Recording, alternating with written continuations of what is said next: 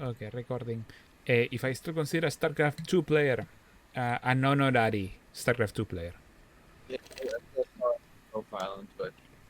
I haven't been able to play much, especially since I got like since a special job that I have. Because I'm working in game development a little bit.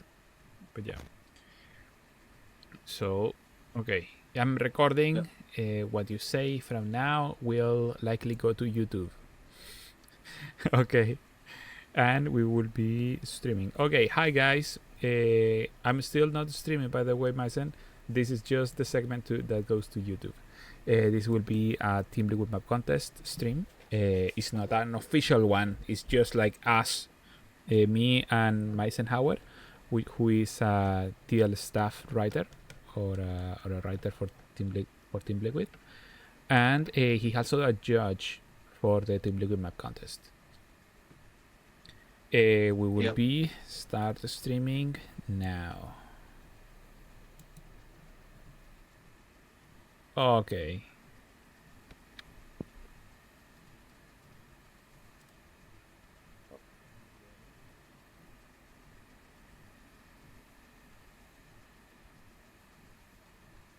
Yep. You're Okay, you can start like discussing the items that we have to go for. So I guess you even run through the maps, and I think you can take the lead on a lot of things this time because it seems like some of these things are just technical problems. Um, but yeah, let me know if you just want to wherever you want to start. Yeah, let me see. Reducing my mic volume a little bit versus yours. Take the order to wait for people. Yeah, what sucks is that I just now remember that you had asked me of producing a document with listing questions, right? So we can start going by the questions one by one. Hmm. But I completely blanked on it. That said, obviously, like we already have. Oh yeah, this is amygdala. It's one of the map from the one versus ones. Yeah, it might make sense to start with the Yeah, bigger maps first, and then or if we're waiting for anyone, or if everyone shows it right yeah, away, yeah. then That's you can actually use. a great comment. So you want to go for the fourth versus fours, right? Yeah, if we just want to start off with that while people meander their way over here. Also, kind of less to talk about on those subjects, the bigger maps,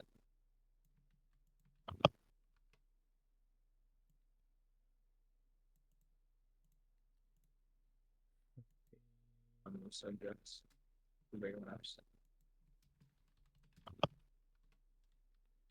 Yeah, let me make another comment. Stream. on those subjects, the bigger maps,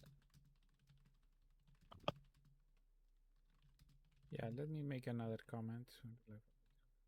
Stream. on those subjects.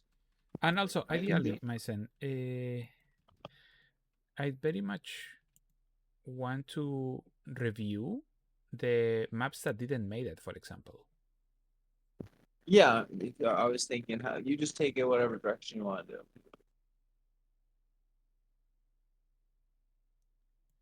Yeah, exactly.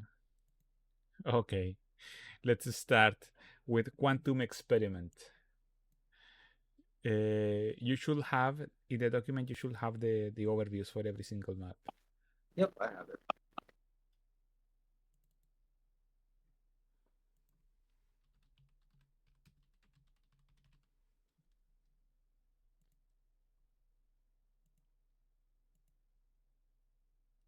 For versus for quantum experiment. Good old map editor.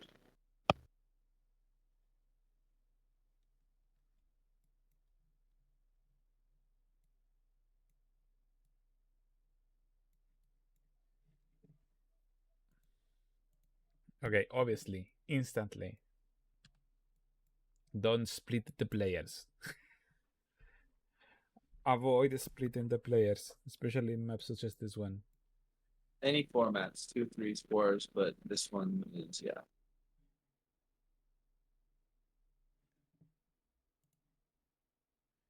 Quantum experiment.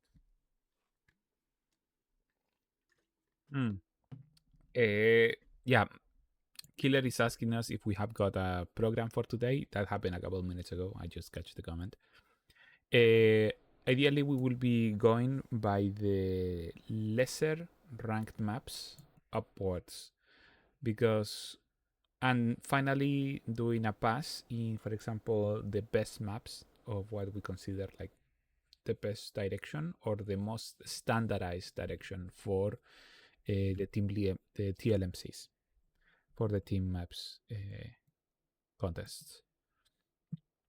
But yeah, go for it. You can riff on Quantum Experiment as much as you like, Mason. Just the numerous sins going on, I guess. Can you zoom out a little bit? Yeah, you will be having like a So yeah, difficult time. is it spawns horizontal, vertical, or how do the two teams spawn? If I Do remember, it they was look like in any position, but each team will spawn like in one section. It could be either of them. okay? Okay. Yeah, I mean it's the middle of this map is this doesn't work. Um, you're gonna get 2 games of 2v2 going on basically. It's interesting that if you do spawn horizontally, is that a slow zone there? Uh, Down at 6 o'clock and 12 o'clock. yep. Yeah, so like even that's like, why is it? Why let's make it harder to go help your ally on the other side. Should you spawn that way? Um, but generally, yeah, middle of the maps need to be big. You could have as many as 8 armies fighting. So creating this pathing nightmare going on in the middle is just not tenable. So that's the biggest issue I would say is it's a good map for air because it's so hard for ground to get around, and you can't really fight in the middle of the map as a ground-based army, which leads you to play on the sides, and then you have just two v twos most of the time. Yeah, exactly. So far as map design, when it comes to 4 versus 4s, you tend to need to have open spaces. Think, for example, Brood War style maps. You need to have like that open center.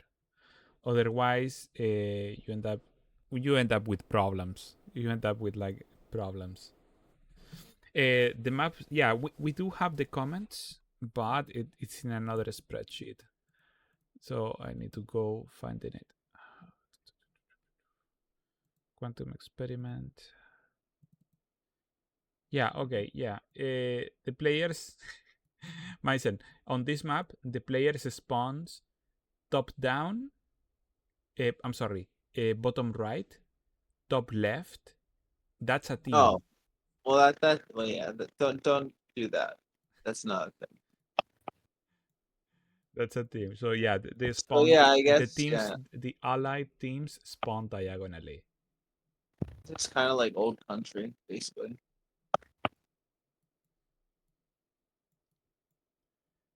Yeah, no, it has got Very some old country. beautiful Yeah. doodads and whatnot, but yeah, not You just ideal. can't get to help your teammate on the other side, so just 2v2 it. Yeah.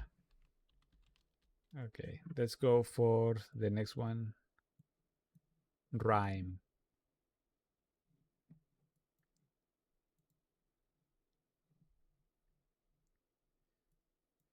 Here we have got the same stuff basically. I can see chat, but I'm not gonna just indulge Superman over here. Yeah, I guess it's another one of these same issues we have with spawning. Um, Exactly. you could make a big argument that these are connected because of the rocks, but no, not really. Um, even though it's a lot of bases behind whatever. It's too easy to pick on people this way. especially Protoss. That's a bad one. They can't really move around early game, so a map the one as you're it becomes important to have like some kind of fortress or semi fortress map if because this is big spaces to make room for everyone, and not all races are equally good at moving fast. So it can create some issues when you that's like one of the fundamental issues that you end up with when you separate players. And this would be a good example of how that would work. Yeah, yeah, yeah. It ended up being oh, the same issue, but of course, at least with these ones, like we're already like a step ahead when it comes to design.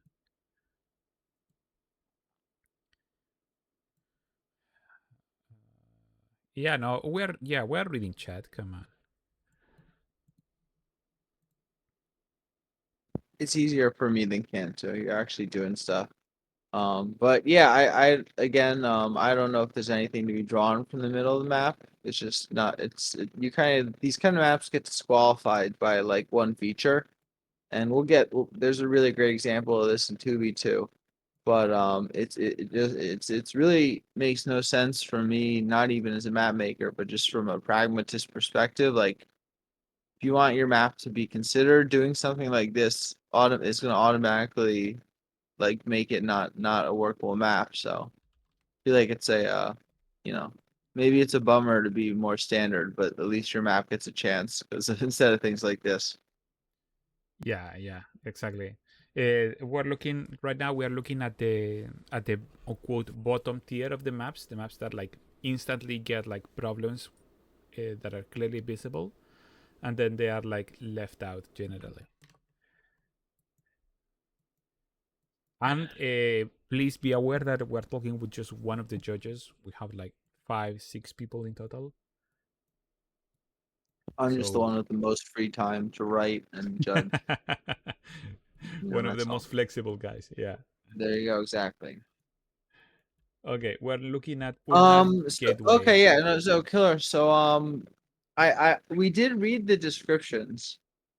Um it's just if we want to pull it back real quick, I can maybe give you a couple more things that just kind of stand out because Ah, from um Rhyme. yeah, I can pull it back real quick because you're saying the concept wasn't even considered without reading the script. Oh, the quantum experiment. Yeah. I think I remember reading this description. There are a couple very elaborate ones throughout all the maps considered, and he's talking about quantum experiment actually. Um, but there are like issues with this. Exposed by air is an issue. So you know where how many number of bases? One, two, three, yeah, like number of bases is an issue. So not just the one thing. Um, Rust. Yeah, I just don't think you can depend on players to play the map exactly how you want to play it. Is the tricky part about 4v4. People, a lot of people who are just going in to have fun and maybe not but yeah, anyway, sorry about that. We can go ahead, Kanto. Yeah, no worries. The question that Killer was asking for the YouTube stream is that he was sad that the concept wasn't considered because we hadn't read the descriptions of the map, because each map maker can submit a description alongside the map. And we did read the descriptions. It's actually like each one of the every single one is part of the spreadsheet. We actually had multiple Uh, meetings in which we read descriptions. yeah, yeah, exactly. And they are like super helpful always. So I always try to like write some like long descriptions for the maps, even though it's not necessary to make them long, but like something I appropriate. asked Kanto if I can, you know, be there to write, if you want a good, well written description, just send some PayPal. And yeah, literally. And no, no. Anyhow, for Rhyme and for the previous map, Quantum Experiment, like obviously, like we read the description. It's just that right now we don't have them available. We're not like we don't have them like quick. Uh, Wait, you're not. No, no, I'm not dual streaming. I'm just mentioning it because this recording will be going to. Okay, we are in Primordial. No, Ulnar.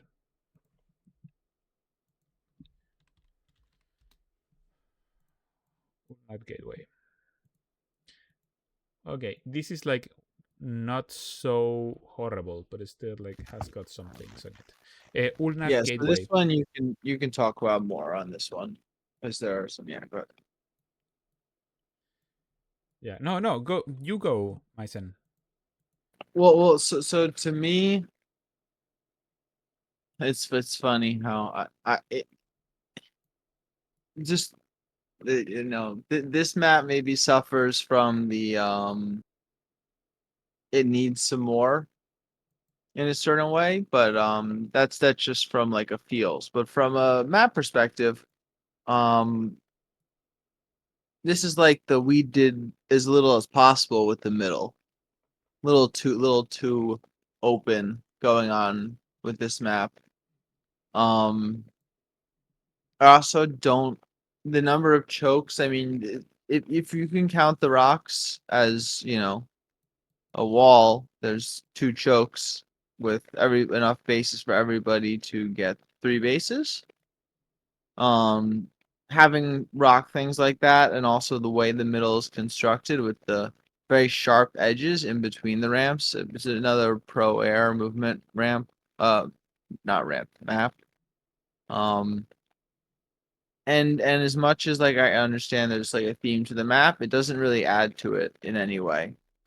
Doesn't improve it in any way, if you know what I mean.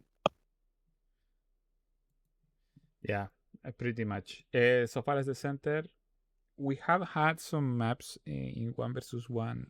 I remember that CDN had published. I don't even remember the name of the map that had basically It's like this like I single would say feature in like the center.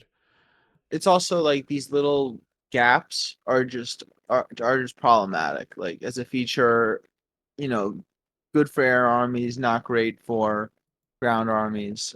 So yeah, the having spaces in the middle like that is probably can be an issue. Yeah, yeah, yeah. But other than that, we are like getting into the into the ones that are like not instantly discarded Yeah, at because this point, of a this map single. is reasonable. It looks playable. But I think it's got a couple problems inherent to it, that for sure.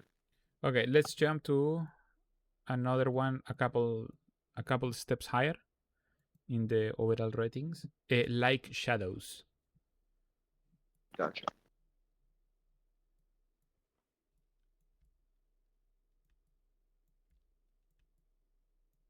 So we can like start like showing what are the initial maps that end up to have problems and they end up getting like lower ratings overall because of a singular problem, and then we can start like seeing like more complex map designs. Yes, do you want to kick it off? Yeah, generally for this one I found it much better than we had already seen, but it also faces some of the issues mentioned, for example, a lack of openness in the very center. But generally, especially because we're talking 4 versus 4, generally, for example, the fact that the expansion patterns of the players tend to be like in divergent directions, that ends up creating basically a 2 versus 2. But in 4 versus 4, because given that it tends to be like so chaotic, it is still like understandable that this type of map designs tend to happen a fair amount, but you might still want to see a little bit more coordination from the players, or set up the teams in such a way that they have got like one singular long expansion pattern alongside the edges of the map, rather than being splitting the players into like 2 versus 2 games. Uh, Especially in such situations like this one, where you can, for example, see that, let's say, we have got in the early mid game and the players are like started to take their third bases. And these times are always when they happens the two base attacks, the two base timing attacks, right? So because of map design in this particular map, you can have like a 3-player army hitting the high ground, and the 2 players have got their armies more or less in these positions, and this 3-player army can bounce, can attack here, deny this base, attack here, then bounce here and destroy this other base.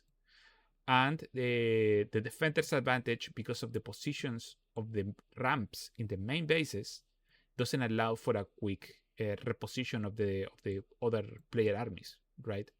They need to go all the way around, and while the aggressor can just like literally bounce from here to here constantly. So here we're seeing a core fundament of mapmaking that try to make the distances for the defender always shorter than the distances that the attacker needs to pass. A change that could be done is to move this base somehow and this ramp reposition it here. That way we can end up with a slightly... Yeah, the way everything juts out is not doing it any favors. Yep.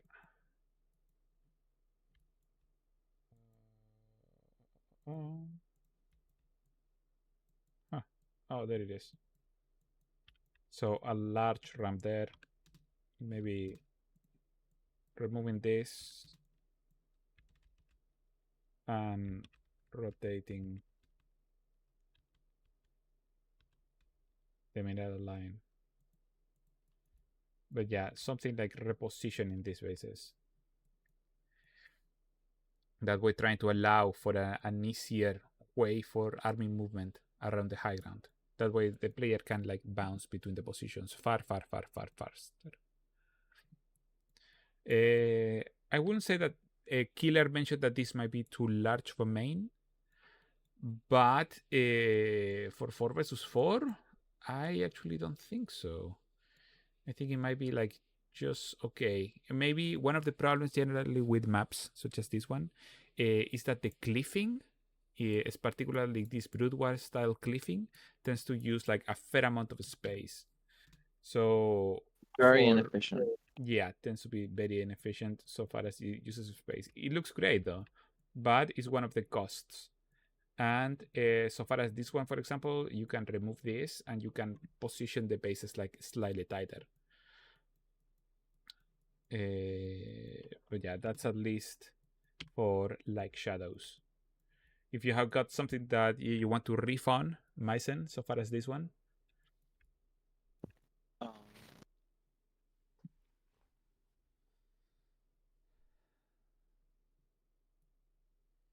Yeah, the killer smile in the chat is mentioning that the backwards main base and the left main base will need to change places. I think he's mentioning like these ones. well,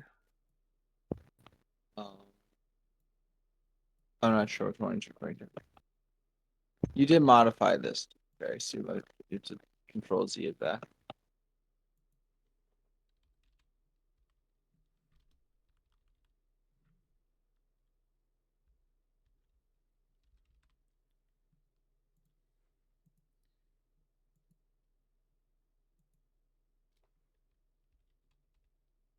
Okay.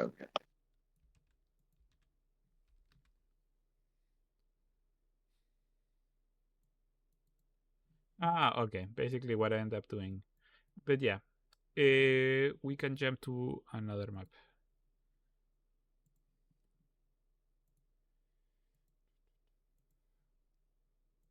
Okay.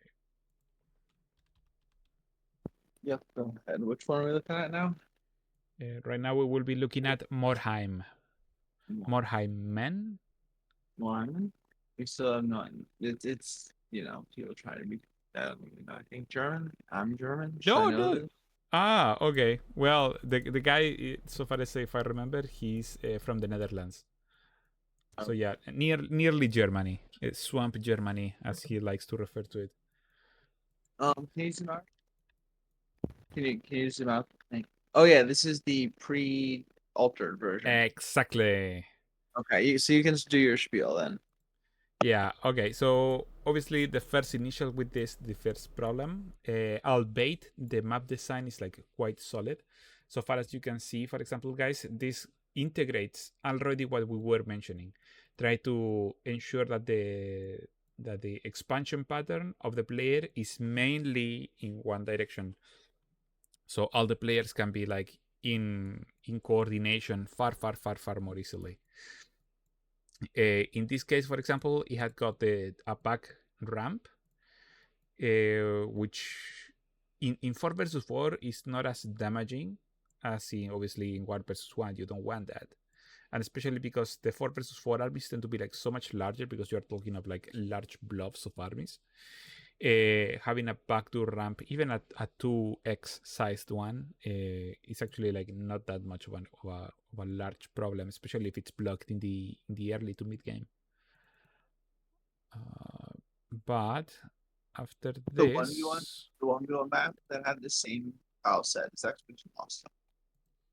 Tunguska. But yeah, after a long discussion, we end up doing something. We end up requesting something like this, like increasing the sizes of the maps, the sizes of the bridges in the very center, so armies can like move easier on quotes to a certain degree. Obviously, you can see that they still carries the choke point, right?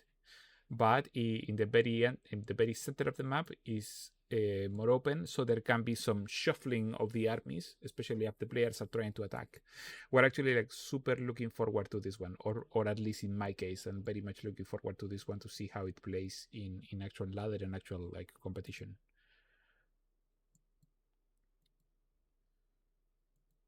Yeah, it's definitely a little different. What you were saying, the natural as opposed to the middle.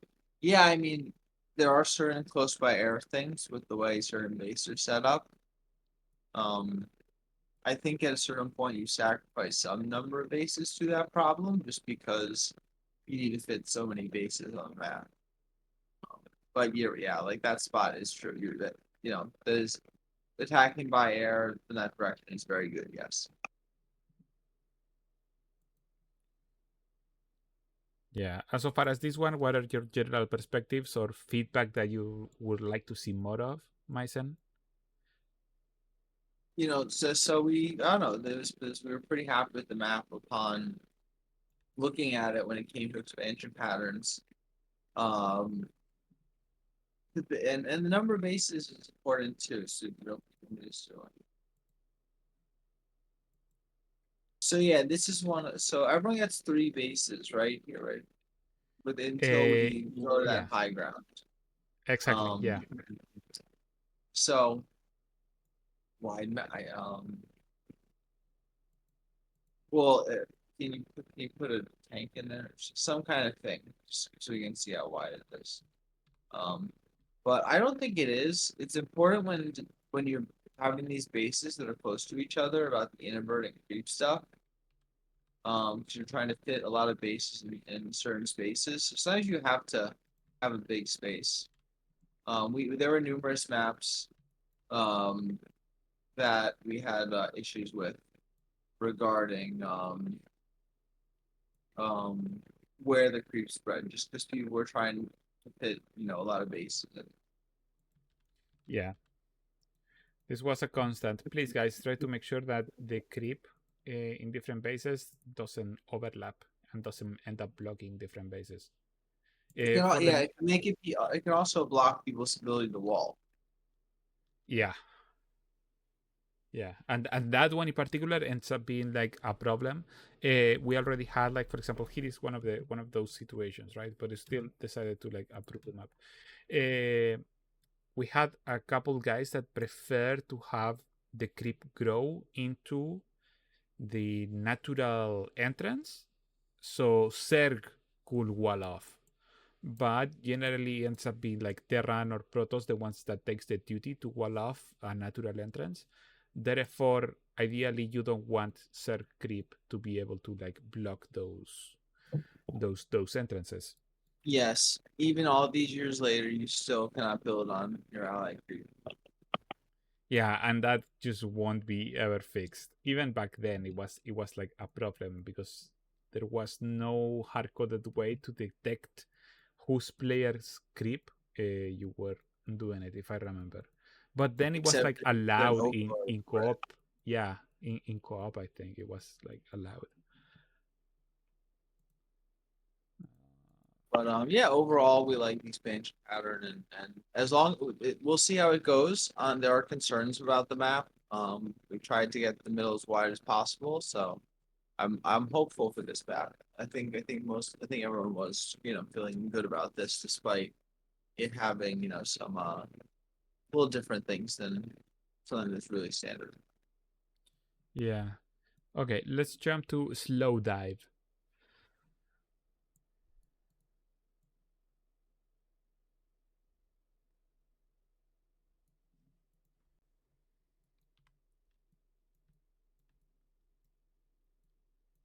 You can see obviously so far as this one, we carry the same general direction for like all the players, right? This is a constant, so all the players can be expanding in the same general direction. As it's a good example though because even if you're expanding horizontally to the right from your top left, it's perfectly fine to have the little tucked in bases um, that are at what is it 3 and 9 o'clock. Like those will Yeah, get if you're spine top left, you're gonna be able to you can go right and still go to your right across the map horizontally and you can still get those. Um, I think this map we were very happy with like the base setup and how it would there are some spots that are difficult to defend. Um, but that's when you're taking your thirds and whatever. That's when you're starting to take all the bases on the map. So this is a pretty small map for 4v4. At least the way it's set up. But we wanted to have some variation. Um, and we like how the initial bases kind of are feel reasonably safe, but then after that it gets a little challenging, and that should be, you know, you can riff on it, can't do if you all, but I think it's definitely should be should be an interesting type of game on it, and very and different than like the last map we saw. yeah. Here, Killer Smile is asking us if this is a two-size ramp, and this is a three-sized ramp. In the main bases are overkill, and generally I will say no, they are okay, especially for example such as in this case where you already have like the natural entrance, and because such as for example in one of the maps that I showed previously, you end up needing to have like this type of open spaces. If you feel worried that it might be too much, you can still like add a sets of rocks. In 4 versus 4, even though it's not uncommon to have early aggression, it's not as dominant as in 1 versus 1s. So you can get more leeway when it comes to like this type of ramps. And an item that I would like to cover is that, for example, in this map, the center is also like quite choked up, relatively. It's far more open than in some other maps that we saw. But one thing that I wanted to see for this one in particular, it might have been maybe to increase like this section, make all of this area playable. That said, obviously that ends up creating like secondary problems such as positioning of siege tanks and siege over here will have been like quite overbearing for the rest of the expansions, especially the ones in the low ground.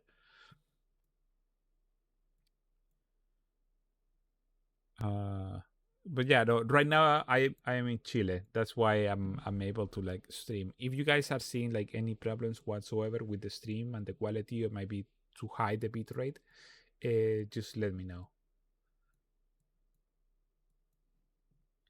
My son is changing mics. Um, No, I think it should be okay. But yeah, no, I just have myself muted while I was typing stuff.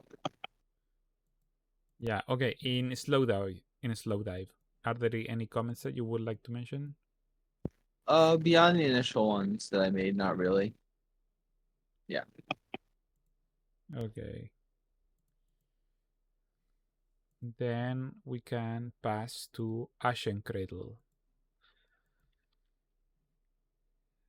It should be worth noting, by the way. Um, one second, can't tell I'm typing too. Go for it.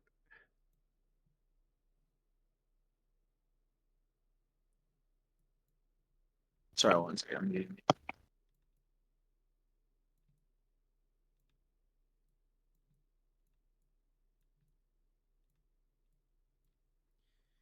Okay, so for this one, Sorry obviously, about that, folks, for okay. watching. I have one quick note, real quick. And for this one, as you can see, obviously, this one has got like a very, very divergent expansion pattern. Cantor, real quick, do you mind if I? So I do want to say, the last map we looked at, Slow Dive, Uh-huh. there were a couple issues. I noted particularly, um, 5v5. Yeah, it's exciting.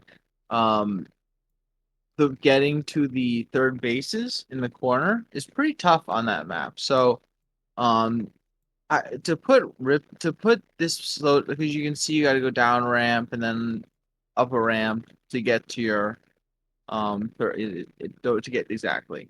Um, and so because of this, you're gonna get a type of game on this map, and so I think it's important to note this map can be good, can be bad, but considering we have like Ashen Cradle is going to be very normal and standard, really.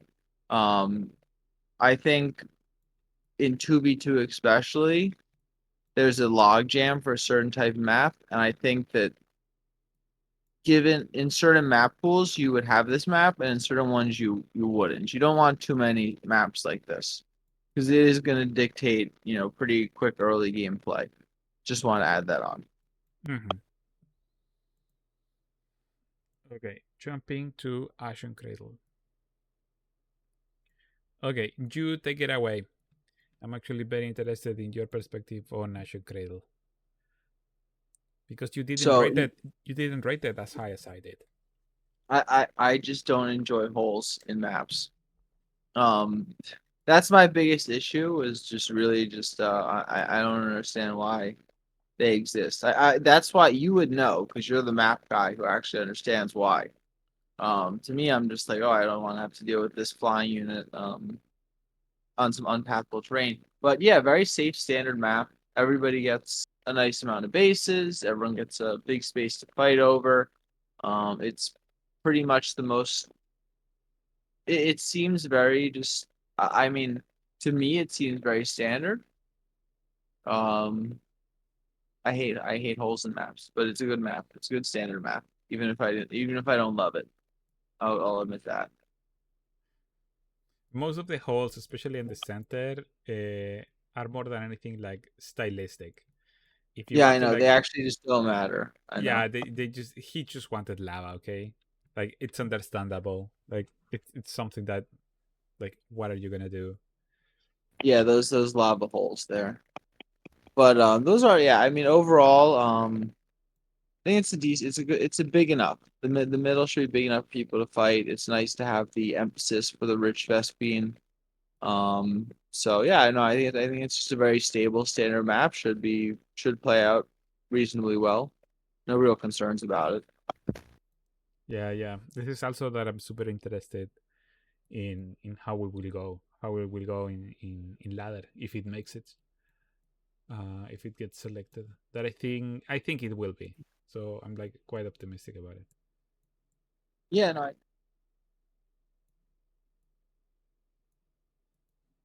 Oh, Mysen, you muted yourself. sorry. Can No, you hear it's me? fine, dude. Yeah, yeah, I can hear you Yeah, well. yeah, Okay, yeah. then. Mono battles. There you go. That's good though. Yeah, yeah. That will be a good one. That will be a good one. Yeah, I will be in this case. I will be the guy going for mutalisks in this map. Okay, mass mutalisks.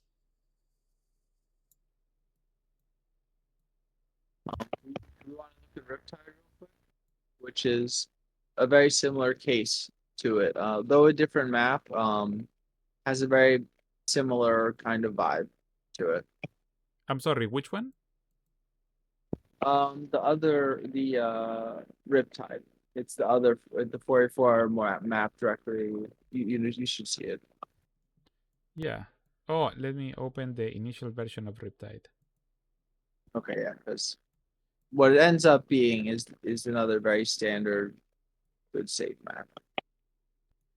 Yeah, in the initial version, this is the one that we received, and the first thing that we requested is to hey change this stuff, change this choke point in the middle of the two players, right? Make it just like considerably wider. Just remove it. Just remove this choke point. Yeah, the bridge, yeah, the wooden bridge, not doing a lot. Yeah, exactly. It happens the same stuff. Like you need to make sure that the players have got like a shorter distance to defend than the attackers. Even then, for example, if you have got like already an army here, like right at your door, like you won't be able to defend. But even with a wider spot, but like generally it will assist. Let's say like a player falls to harassment, so the ally just couldn't like pass his army like very easily through it. So that kind of stuff really matters. Like the fundamentals when it comes to like teams map design, like really matter. And that's the I, difference I do between want to like give credit on this map where the so if we're spawning top left and we go south along the wall of the map, there's the mineral wall and then a gold base. And yeah I do want to point out, because this came up on multiple maps, is the possibility of proxying stuff.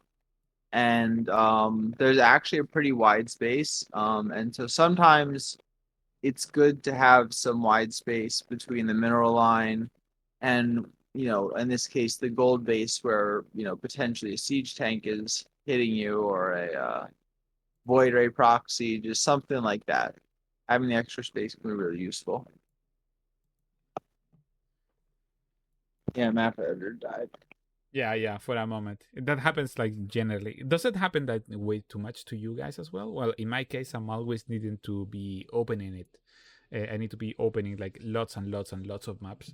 So I'm trying to debug and try to understand like what in particular is what's causing this problem. But yeah, as you were mentioning, like the gold base around this, and there is this small little pathway so around these other bases at the base.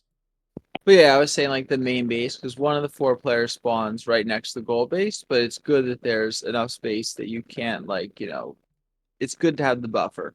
And Yeah. we like so yeah, you can talk about the changes implemented as we went. So I interrupted you. I got you off that track.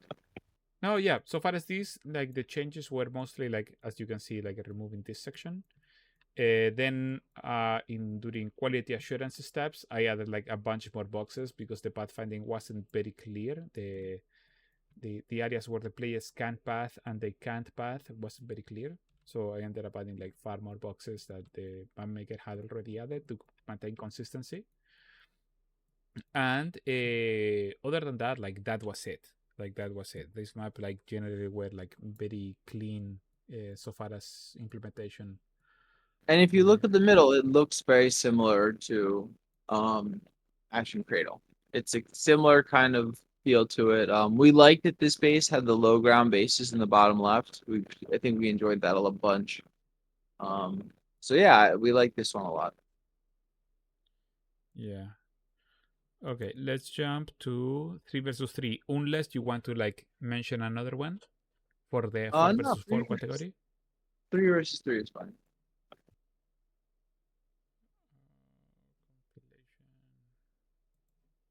Yeah, because this one was where there was discrepancy in certain things. Okay, let's go to Outland. Do you want to run through the list of reasons why these maps get eliminated? Yeah, at least in this section, it's the same as always. Players being split.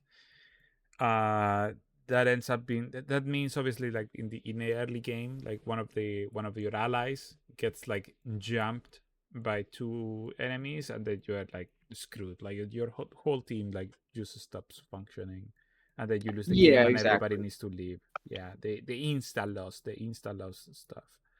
Then, for example, you Yeah, and have that's got I actually want to point that out. The reason that we're sorry, because I mean this is like a the philosophy behind because I remember we were talking with one of the other judges who plays Protoss and was talking about he made a post about it on Team Liquid um regarding the base setups that we've kind of been favoring.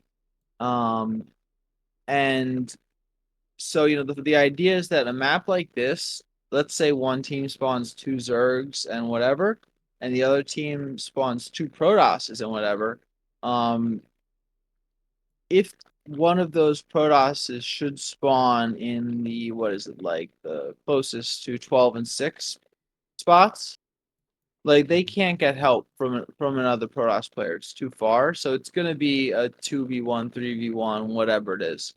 And those kind of non-games like so like a lot of these maps if they spawn separately they could have virtues to them, not saying this one does, but you're going to get more non-games where someone just gets killed in the first 2 minutes and 30 seconds and then that's no fun. So I do think people could accuse us in our philosophy of being conservative at times, but in 1v1 it's harder to have like because you're adding players in the team maps, it just gets more complicated and yeah, so it's good to keep away the maps that don't just where you're just done in 3 minutes. So that's the philosophy behind which kind of maps we select at times when it comes to base setup. Yeah. Okay. They wanted us to jump back to Unlimited Alchemist. Where do I have it? Markheim, slow dive. Why do I not have it? Alchemist Unlimited. That's why.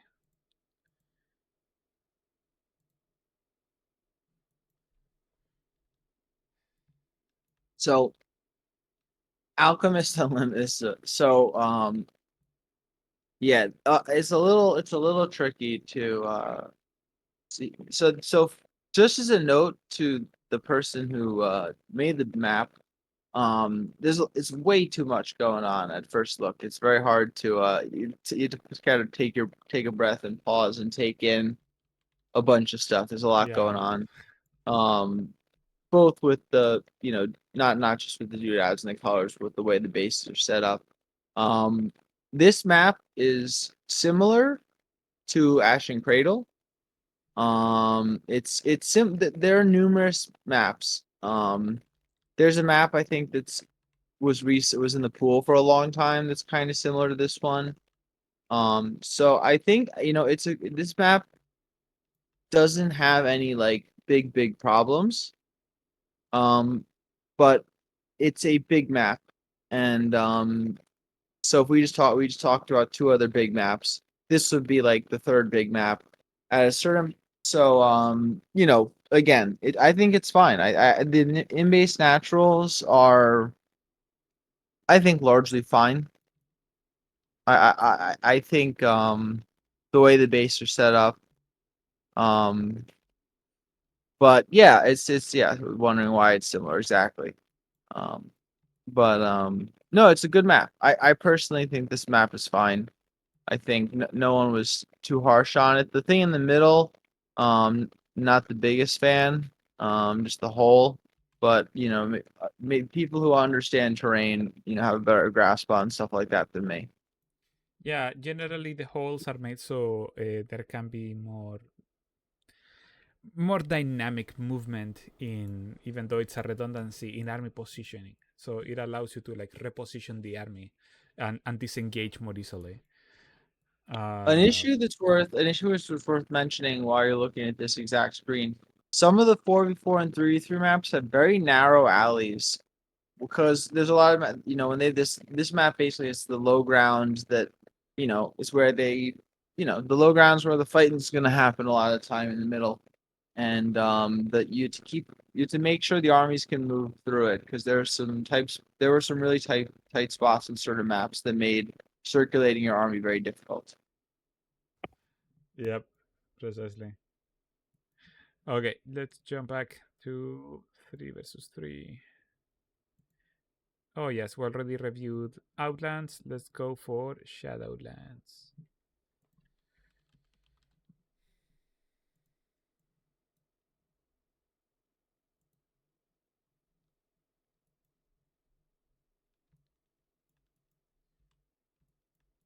Yeah, I remember that we were discussing this one particularly.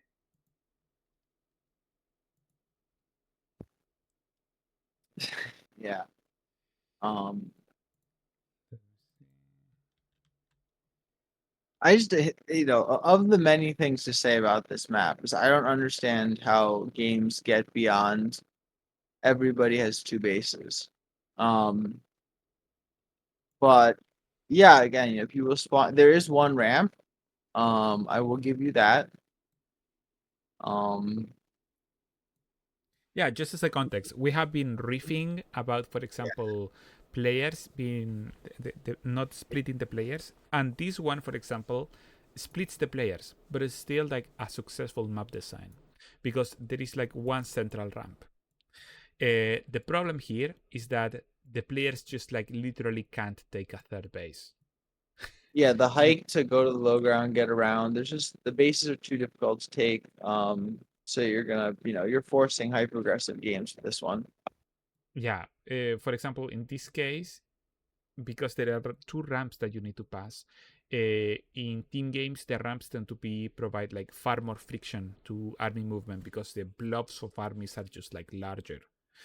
And I'm wondering maybe if this map, for example, didn't have this high ground and instead had the third base in low ground somewhere like closer around here, then it will be like an actual a successful design maybe. Like you will need to move this base, but like you will need to like rearrange things so there is like one directional expansion pattern. But like Yeah, you as can long as see there's no Reaper cliffs, things like that. exactly, you can then visualize more or less like, oh, this direction will work, right? Versus this one that already has like this gap at the neck basically, and it's like No, yeah, it's yeah. bleeding It out it creates by a lot of itself. you can't really circulate around there from base to Exactly, base. exactly. That's And that's that's a the get thing, like if what you really forcing. wall like against a team that has Zergs, it's gonna be tough to move out and take your thirds. Yep, yep. It's gonna be like impossible in this situation. Yeah, you just get like screwed by two base timing attacks, and the player that doesn't and the team that doesn't do timing attacks. Like, what are you doing? Like at that point, you end up getting like a no game, but like you get a no game like slightly more advanced into the game, right?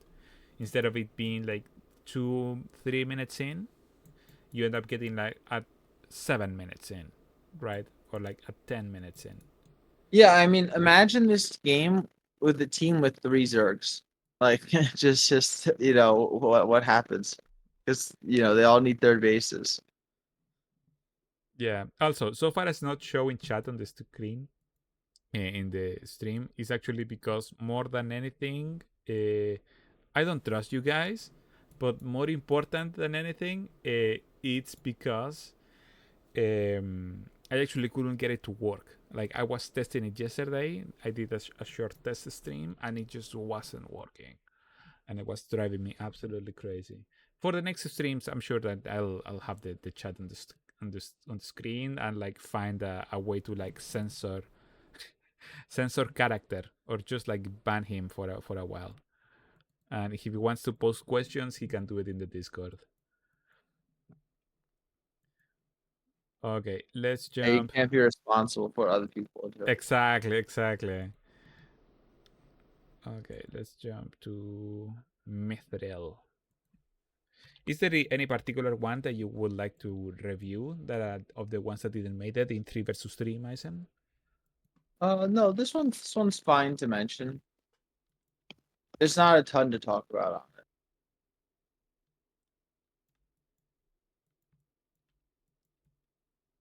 Yeah, of these ones, like we're already seeing, like you can see obviously that we already went away of the bottom tier maps. We're already getting closer into like more like playable, standardized, more stable for gameplay, like where you won't see like no games on them, that kind of stuff. Yeah, it's the you know the this the wa- it's really hard to get to that one base over there, which is not ideal. There's actually another map that has a similar setup. Yeah, we can talk about that one after, but yeah, this map is just very unspectacular. Um, but it can do stuff. My worry is that if you have enough Terran Protoss players that you can wall, you are technically for X amount of time. What's it? One, two, three. Everyone can have everyone. You can have 2+1 bases behind one choke. But there are maps, that were submitted with as many as 9 bases behind one choke. So this isn't like that. That's not as bad as you um, it's not a huge issue on this map. Um, I'd say this map is just very ordinary.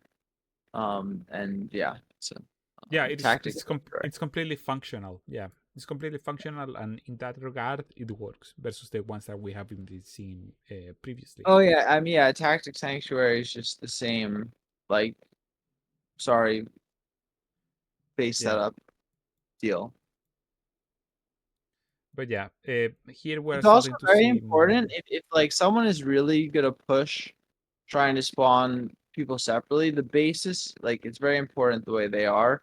So tactic sanctuary is not the worst version of it because it looks like you can wall a certain way, but sometimes where the ramps are just make you just like a lame duck. You just can't move out or get helped. Um, but yeah, if you want to, that's my note about tactic sanctuary. Or Yeah, let me check. Okay, we can jump to uh, Arcadia. I'll be showing the non-modified version.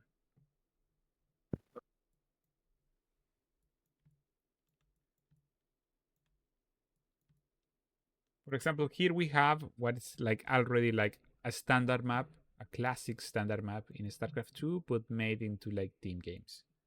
Like you just expanded the main base, you added the naturals, you added the third bases, and then you added like some extra bases scattered around in order to make sure that there is like some late game.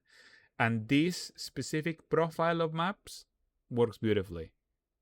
Sadly, because obviously there is like far more to team games and whatnot than this type of design, but it's very stable. And in the case of, for example, team games where we have had wild maps and wild designs, having something that is stable and can be like a staple of a map pool, has been very rare and like quite valuable. I'm sure that as we advance, maybe over the years, getting like newer map designs, this type of design will get like lower scoring, maybe because it has been, yeah, it's a 3v3 versus 1 versus 1 map. Exactly. I'm sure that as we advance, this type of map designs will become like boring, but it keeps being like something like an old reliable, especially for keep 3 giving me versus 3. overgrowth. Yep. Yep. Anyhow, so far as modifications to the map, the judges ended up asking for an extra base here, and Volumin, if I remember, is the maker, obliged because he was like wondering, like, do I really want an extra base here? Maybe it might be too much. Can't do. I'll let you answer Killer's question. It was like literally like next one. It was literally like some 0.6 points away from being a finalist. Like it was like just literally like sixth place out of the top 5, something like that. And alongside this map, there was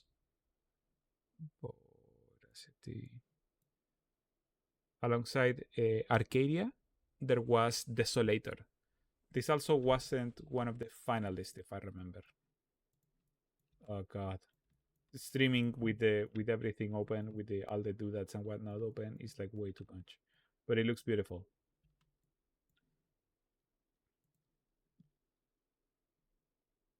Yeah, I will not also be surprised if it actually makes it to ladder. It depends in how the picking of the maps will go. But yeah, Desolator was actually saved of Yep, you go ahead itself. with this one. This is the final version of Desolator. You can see that the entire low ground, the entire center is like low ground, like wide open areas to allow for strong fighting. But initially, it came to us like this, with some quite large high grounds, some odd ramp designs which are like very tight. Lots of Uh, ramps. Some people really went overboard with the ramps in team games, like in threes and fours. yeah, yeah. For 3v3 and 4 versus 4, it's better to be inspired by Brood War maps. Like you need to consider that the blobs and army movement and pathfinding tend to be like far more complicated, and because you are coordinated with other people, you can't overload the map with like ramp and checkpoints. It needs to be like streamlined, a simple map design. But But yeah, this is another. At this point, yeah, I think this is another good example of just a very functional map. And you guys know I've said it many times that I don't like the holes in the maps. Um, but no, it's actually good for in this map the way they're used, making it so that they can't be attacked as easily because of the gaps between. It's got some nice features. Overall, really do enjoy this one, and we'll yeah, see how the mineral line. We'll see. I'm curious. Um, I think it'll be interesting to see how that base that has the mineral line going down to the low ground works. Also how many rocks, the right amount of rocks, on these first initial ramps. But we'll I think it's also another good map. Um, that I yeah, good one for threes. yeah, exactly. And obviously, for any iterations that happen or that were done to the maps, we were working very closely with the map makers in order to make sure that all the changes were approved. Of if there was like a different direction that they wanted to take the map in. But other than that, like very happy that everybody was like super helpful when it came to like doing the map changes. And obviously like in different maps where the map changes were like quite strong, I was also like quite happy to oblige and to make sure that the aesthetics of any changes to the maps to like also fit with the core concept that were already submitted. Like you won't see me like adding grass to this map in random locations simply because that it's easier, right? I will follow the aesthetic and the visuals. Okay, for the finalists, which one of them you want to pick I for think three versus three? I want you to lead on this one. Pick which one. On which one? I'm sorry, Maisen. For the top five, you can pick which ones we look at, and in what order. Okay, let's go for mega structure. I hate this thing. It's not like Megastructure. No, I like the design. The problem is that map makers have been adding no fly zones to it. Okay, this is the final version. Let me show you the version that was submitted. Oops, it died again. The editor just died. Good job. Sponsored by Monster Energy, by the way. Go out and buy Monster No, Energy. no, yeah, but for real, this is as not sponsored by Monster. I'm Not just like, sponsored by Monster. it's yeah, it's actually like not sponsored by Monster this stream, but like thank you for the Monster No, no, sponsorship. Otherwise, like thank you. TLMC like just wouldn't be able to happen. And Yeah, now man, like they paid me for a few articles and stuff, so I endorse Monster. okay, here we go. For example, this kind of stuff. Please, no. Adding like no fly zones in a non-symmetrical way to start with. Like to begin with, it's not symmetrical, but adding them, I know that there are problems. For example, such as for example, you want to have areas where there are no liberators or areas where you don't quite want medivacs to be able to like sneak through, but like to add them for like static doodads, just like move the doodads away or make them smaller, make them fit because this It's type of rather just stuff, have it's weird looking. I mean, it fucks up with the gameplay. That's the core problem. And no fly zones are beautiful for campaign and single player, where you want to have like something that's like gorgeous to look at and it's like a good experience to provide because like like inside of the game this area looks sick, like you understand that you are playing inside like this enclosed space and there are like some jutting things into the map that don't allow your units to move that way, right? But the problem is that in multiplayer gameplay goes first, aesthetics goes second, and then you can't sacrifice gameplay for aesthetics. You always needs to go gameplay, always needs to go first. For example, this is one of the positions that I just allowed to happen because I could have removed the doodad that was creating the shadow, but obviously like it looks sick and it doesn't affect gameplay, right? So you can allow it as well, even though for example people with the vision impairment might have like slight problems with the strong contrast here, but like I was like, it looks sick, so it's worth it to not need to worry about that kind of stuff a little bit. But no fly zones, try to avoid them, guys. Always. Okay, oof. That's at least my rant. I was seeing like a fair amount of maps with no fly zones, this TLMC, so just making the note that don't, like, if you can avoid to use them, like avoid to use them, other than for example let's say that you have like a large zone that's like just airspace, then you can like just stack a bunch of no fly zones because otherwise like battle cruisers can teleport in there and you don't want that, right?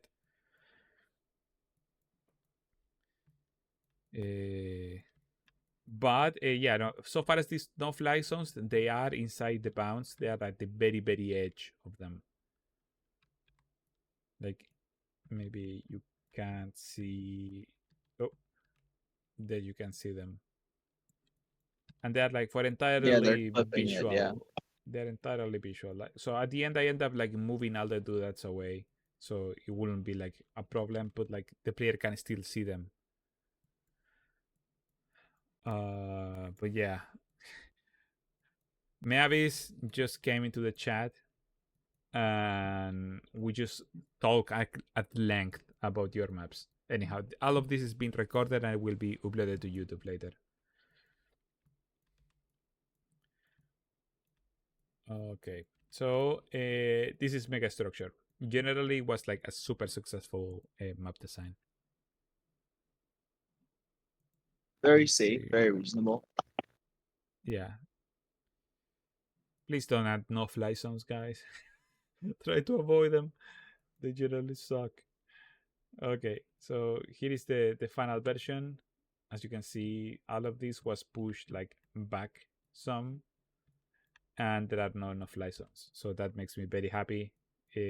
Especially like in 3 versus 3, right? And 4 versus 4. Like you might have like some huge air armies that are like moving across the edge of the map, and then you hit like those no-fly zones that you are like, hey, what the hell? What are my units stuck? But Yeah, the DC Caterpillar. nah, yeah, exactly. Um, but at least that's the case for that. So far as the actual map design, it's beautiful. Like you have got your naturals, you have got your thirds and your expansions. You can expand. We were discussing in the during our calls, like what's the best direction of expansion, and because this allows for expanding a little bit to the south and to the north when you are in the bottom left, right? So it's a good overall map design. This is something that we would like to see more of. Yeah, there's a number of maps that had this like low ground leading to the two, or if it's 333 bases, whatever number of bases it is. Um, and then the high ground again going up towards the corner. This one does it pretty gracefully. The fact that you have the extra bases in your starting area is good because it is quite, it's if you're spawning bottom left, this is like the thing I have to see ladder, see how people expand on this map. Um, um, not to have naturals be wallable. Um, the issue is it not wallable even if you have three people? Like if you have if it's a team that is TTP, why would it's like they would it just makes the most sense. So I'm just curious. I don't think I think you would just have you'd have to make an enormous space for it not to be wallable, right? Or some destructible thing that's on a timer. I don't know how you would execute that. Yeah, yeah, we have got some self-destructing rocks now. I actually don't remember the name right now. But yeah, I mean, it's really tough also to say like your natural should be like that. Like I said, like Zergs can't even obviously you can you can just ling all in, but most of the ling all ins you see on team games, the Zergs are around. They have two bases or three.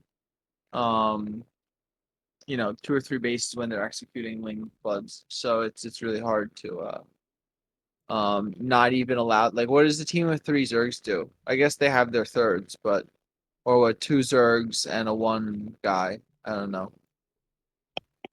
I would try. I try to keep things like you're not. I think your natural should be safe in the name of the non-game thing we were discussing earlier. Yeah, yeah. Okay, let's jump to the highest rated map, White Chamber.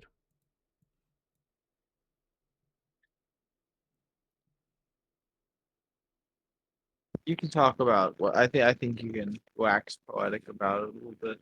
Yeah, this also freaking thing also had no-fly zones in it. God damn it! This is the final version of it. That's why they are not here. So for this one, Get those we true ended up facts. redesigning a little bit this area where the let me select terrain.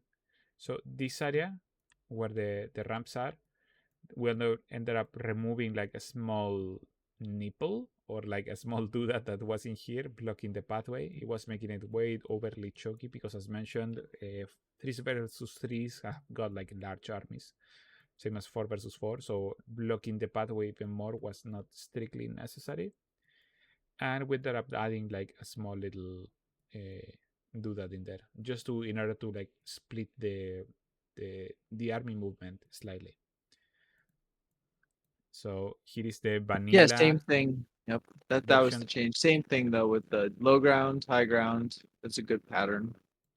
Exactly, Good way for your exactly, map to get approved. exactly. Main base, high ground, low ground, third bases or fourth bases. Okay, so here we have got the enough license again. Please, guys, please. Also, one thing to keep an eye out is obviously when you do this, Terran can like teleport a battle cruiser at the other side of the no-fly zones. So that ends up being like very funny because it's basically useless, but something to keep in mind. So this is for example a very good use of them. Like you have got an area where you don't want air units or the players to move into it ever. Oh, I So see you what can you add mean, so killer. you can add yeah, so you can add like a bunch of no-fly zones in here. Like that's okay. But for example, So here, no. Here, no. Here, no. You need to take this and move them like further, so they are not like intruding into gameplay area, or simply select the doodad and just like lower them a bunch, so they are not clipping with air units. Like this still like looks like super good, so you are perfectly okay doing this. I was gonna Same. say regarding the maps and the not being fully wallable in this sense, the defender's advantage is pretty big here compared to the attackers. So I think it plays out fine, even though there are three ramps. It has pretty strong defender's advantage. And like certain things like, oh, one person could block one ramp if they happen to spawn in a place or stuff like that. But yeah, I don't think it's easy. I think there's enough defender's advantage that you'll be able to move around, and they won't be able to take advantage of some of the ramps in as much as they might otherwise. But yeah, generally this was the highest rated map in the process. So that's why I wanted to highlight it.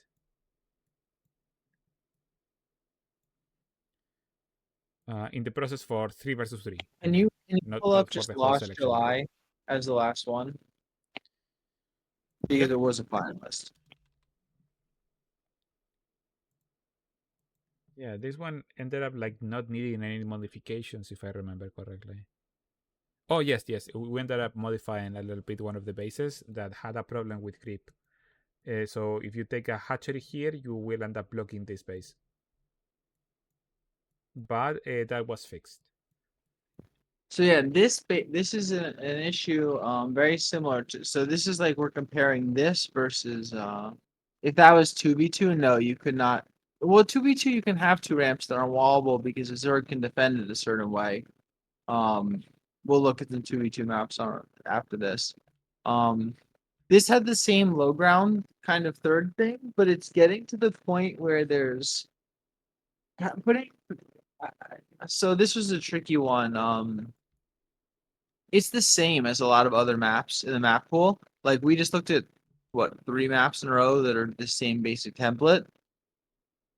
Um, so as much as it's like, yeah, this is the strongest template for how I would say the initial base setup goes. Um, you know, there's three of these, and realistically, there might be even more we didn't look at pictures of. So, um, you know, don't if you yeah, a lot of competition for this spot, if you know what I mean. Yeah, so far as the template, what Mycen means, if I am allowed to put words in his mouth, is just like Yep. main base in high ground, a mid ground natural, then a low ground space between the naturals and the thirds, and then again a high ground towards the thirds. Like this type of terrain placement. But you need to be careful on that gap between the naturals and the third bases to ensure that it's easy for the players to just to move over from one to the other to That because maintain like that can easily be an issue. And yeah, and if we'll see a two v if two you map. screw that up, your map, I'm sorry dude, it's not making it. Okay, because Yeah. you end up having like such a like no game, as Mycen has been mentioning, that it's like screwed up in the natural positioning or a third base, right? I remember that throughout 2014, 2013, 2016. That was the huge discussion for the map making community. Like get your third base make your third base be like easy to take or like natural or like a natural expansion, more or less, an extended Yeah, you natural want it to be the expansion. point of contention. Yeah, yeah, yeah. But yeah, anyhow, that's at least the general perspective of the map. Third bases horizontally might be better. It depends. Like I will say that that's a stylistic decision. Like in this case, it works for both, right? That's why it's one of the highest rated maps. Like this, like works great. This works great. Obviously, you end up in a situation where you can't do that for like every single map because otherwise it ends up being like this samey. But it works for the both directions, and at the same time you need coordination in order to make sure that you are able to take them. Like you can't take you can't be Yeah, like a that's single guy taking one of the base while your allies are over here, right? Your that's entire the team will want to expand in a singular direction. yeah, that's what I always think because just playing Zerg in team games, like what if you get triple Zerg? What happens with where you guys take stuff and spawn? Not saying it's necessarily an issue on this map, but yeah, race combos can once you get up to threes and fours, um, it can start to you can start to eat up bases pretty fast, especially with a lot of Zergs on teams. Yeah. Yep. Also, I'm very unsure. Maybe Omni Skeptic might have some extra thoughts when it comes to like these types of self-destructing rugs. Maybe we need to give them more HP or make them. I'm not sure that they destroy themselves later. It's a long timer, that thing. It's like like 4+ minutes or something. Yeah, but you think that's long enough? That's what I'm asking. What if they In were that like for what 8? this base is trying to do, no, this is too long. It's too short for what this base is trying to be. Exactly. Because But like the only there's obviously the person who plays T games who like puts his Nexus in the corner every time. Um, but you can't like that base is a late game base anyway to take. You can't just like go try to take that early game anyway. yeah. Um, I think so my yeah. comment comes more from a meta perspective. I think that they might be too. Maybe it's okay. Maybe I'm just wondering too much. I think that as we as map makers mature with this feature, like more use cases of them will show up. I think it might be like too early to say that they need to be modified. Because I feel that even though it's 4 minutes and something, that's still like very early into the game of a game that can last like 25 minutes, right? That's particularly my perspective, Yeah, and especially in having team double games. gas. If you Especially go in to team check, games. Yeah, for example, if you take one of these and let's say there is a gold base in here and I want to like block half of it, like at 4 minutes, like people are still not taking that base, right? So I haven't done a particular change to the map. But yeah, no, I don't know. Maybe we will see. We will see how it develops. But that's at least my concern. One of the points of discussion when we're talking about this map was particularly this. Like, what's the value that these types of things bring to it? Because sure, there will be somebody that wants to take the corner base as a hidden expo, but you are not adding much to this because even at 4 minutes, that player won't be able to take the corner base yet, right? Maybe at 4 minutes, right as this thing has gone down, maybe then the player will have like some resources to take the corner base. Before that, no, it's I like mean, non-viable. you can take it, but you could objectively take it before if you just modified your build enough. But yeah, if you're a team of slow moving stuff, getting taking a base in that corner like before 4 minutes would be like suicide anyway if they check. Yeah, Killer mentions, is there a way to have something that gives up creep also die on a timer? And the answer is that yes. There are some, Tumor. yeah, there is some campaign assets that we might be able to modify and use. Maybe Can you simulate it? that's why I mentioned Omni Skeptic at the start of this rant, because he has been like being the flag bearer for adding like new types of features, and maybe he will want to like play around a little bit with this. But yeah, especially because creep by itself, because it needs to like retreat, it's like cool. I think that's cool. But anyhow, we can do that later on. Yeah. Now I guess we can go to two since we have full 13 people watching, one of which Yes. is me. Okay, let's go to the weakest map here. Destined.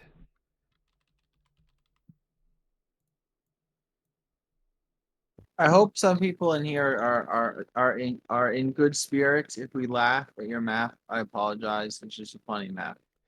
I won't laugh. Mysen will laugh. So you can go bully him about it.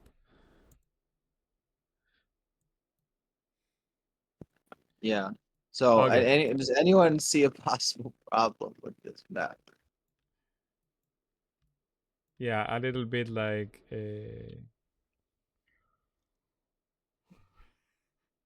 Yeah, guys, don't do this.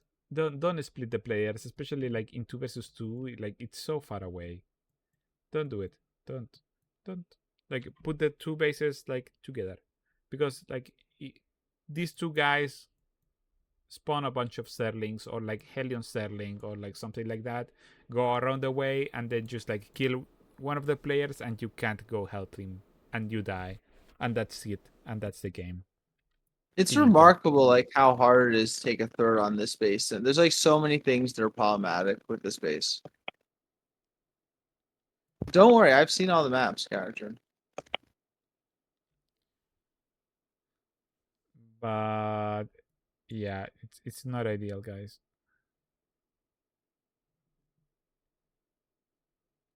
Oh, maybe because of that.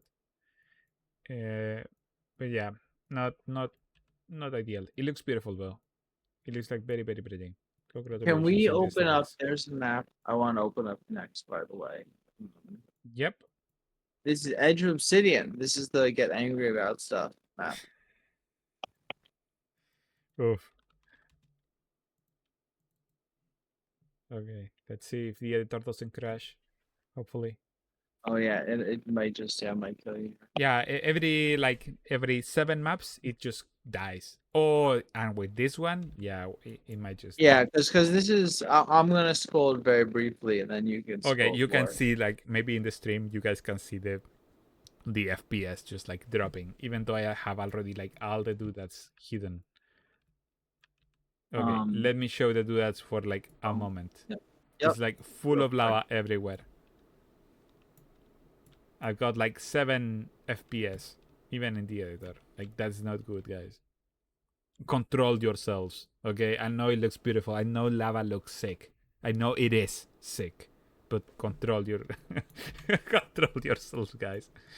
Okay, go for it, Mason. Yeah, no, this is not good. So when we did the stream prior to the map contest, one of the things we pointed out was to not make magma mines a map. And when this person sent us a map, they said the top is redshift and the bottom is magma mines. And I wonder why someone made this pretty map with all these doodads and stuff when they were just strictly making a map based on a map that we said doesn't function correctly. So, interestingly enough, you would never really play the magma mine side of this map. I think every game is just redshift. Like you just play the top, pretty sure. Um, but yeah, please, if a map is explicitly like given as an example of what not to do, that just don't do that exact thing. Yeah, reading is a good skill to have. I love you guys. I absolutely love you, but please allow me to bully a little bit. Uh, so far as this one, yeah, if you are interested, some pathfinding issues, like you can drop siege tanks at the back of the main base under the lava. Uh, you could do this. Oh yeah, we have got an off-light zone in the middle of the map, where I have been like very explicit to not add no-fly zones in the middle of the map for aesthetic things. The map runs like ass, but it looks great. But it needs to run great, not like ass. What else? Oh yeah, these doodads they give like flickering problems, but like all of this stuff is like stuff that you can't know beforehand. So it's like it's completely fine. Ideally, what I want is for everybody to like see like this type of videos that we're doing right now, reviewing, and just like go into my YouTube channel and just like watch all of the videos. Like when you are like I don't know playing StarCraft or reading or just like cooking, put them in the background, and you can more or less by osmosis get like all the perspectives of what makes like some solid maps for StarCraft 2. But yeah, it looks beautiful. Like I love the orbs. Like that's the thing that I actually like the most of this map. And that pisses me off that the map like doesn't run well enough and has got like these other design problems that Mysen mentioned. That is like magma mines and You're red. gonna see numerous people just throwing those orbs into like the next map contest now. Yeah, I won't whine about it. Like they look great, dude. I just like them.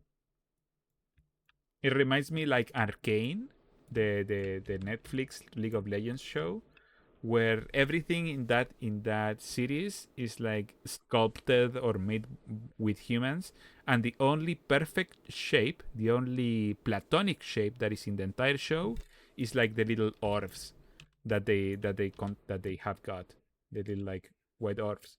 Um, and I don't know, it's good, dude. Like I like them. I can't. Uh, I don't consume Riot products. Oh, we do have a good map though. Next, pull up this yeah, which one? Movie Forest, because this is like a map that kills Ooh. itself with a single feature.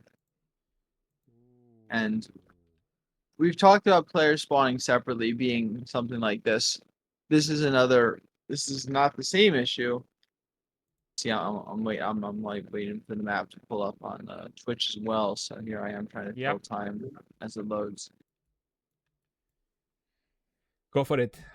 Um, your third's just way too far away. That's a hike and a half to get from your natural to your third. And that's Yeah, pretty much it for the map. Like you can't really move out and take that base for a very long time. You're gonna get contained very badly, depending on the race combo. As a Zerg, it's like your base is so far out there. How do the other races get over there? Um, yeah. yeah. I, For context, I would guys. say that For context, I've been we ended up playing this map, yeah, so we know and we know that it's exactly. too far away. How do you know this, Myson? How do you know that it's too far away? We played it. Yeah. Try to keep the distance around like 38, something like that as a maximum, more or less. Especially So into versus two. regarding the feedback, it's just been very consistent. We've been very consistent throughout. We've done streams for other map contests that were on a smaller scale than this one, albeit. But the idea, I think there's just been certain things that have been commonalities throughout the various streams and map contests, and that would be one of them. It's a yeah. Um, but yeah, no, this map is just the only issue is just like once if the third was takeable, then you can consider the rest of the map. But and it's interesting because I actually don't there are parts of this map that are nice. They got a nice overlord not overgrowth little thing going on the side. Um, but yeah, it's too far to get over to that base and unfortunate. Yeah. My dog is looking at me. She wants to go pee. Give me a moment. You can keep riffing on the map. Just give me a moment. Oh no, this one. I mean, this one really doesn't have. I've not a ton to say about it. Trying to see if there's one. Um,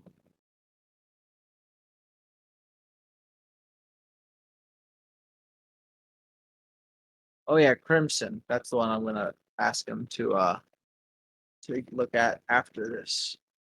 Crimson and Breakwater.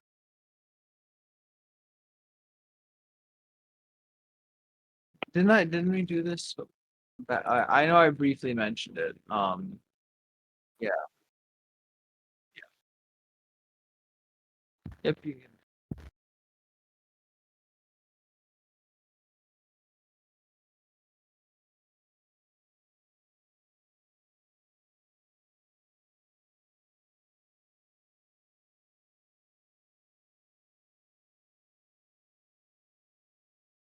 I'm running downstairs for a drink while you're taking care of the mumbo jumbo. You know.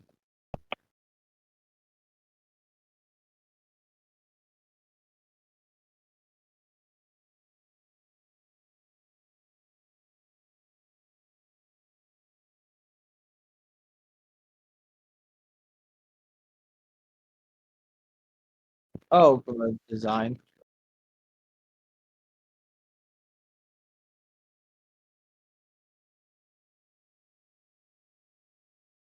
I mean, this is like a reasonably good. It's tough because the Zergs need to expand forward. That's so. This is the first issue. Whenever you have like, what is it? One, two. Give me a moment. It's taking this map too much now. Um, so those back three bases are very nice in concept. In execution, you wouldn't want to take those. You would want to take the bases going towards the middle to spread creep that way. So because of how the ramps are, where you have to go down around. It's a lot of walking. It discourages the Zerg from taking the bases they should be taking. If you take the bases in the back, then you start being able to be siegeable and stuff when you're taking your forward thirds, or you start those become much bigger attack points. Um, so it in execution, these don't this like having three safer the safer start is actually messing up. um in an ideal world, you'd have a bunch of Terran and Protoss spawn here, and they'd all get completely free naturals, and you're great. So the map would be definitely much more favorable for three teams that have three people that could wall. And yeah, the same Zord complaint is just how it goes on these maps whenever you have the three behind bases. How to if you could how would I suggest trying to make this if you could make it a thing? I that's actually a better Cantu answer, because I don't understand how some of the moving features around does stuff.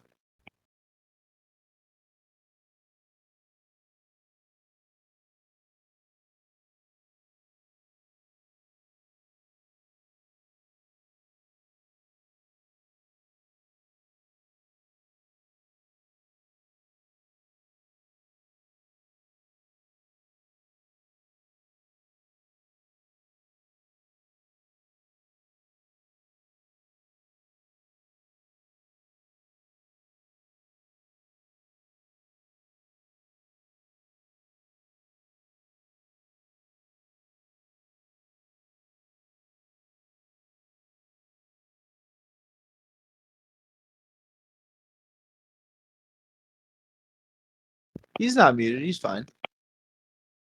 Or maybe I just hear him in the Discord cord.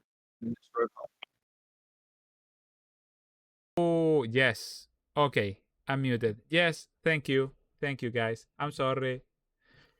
Yeah, I will say uh, increase everything one level in this section at least. Then you will have like extra control over the attack and aggression, and then that will give you extra space, such as, for example, making sure that this ramp is pointing outwards, because as I mentioned previously, one of the key things is that to make sure that the players are expanding in a more or less controlled and singular direction. So something along these lines likely. So you can take this space, flip it. But as you can see, like I am already using like a fair amount of space.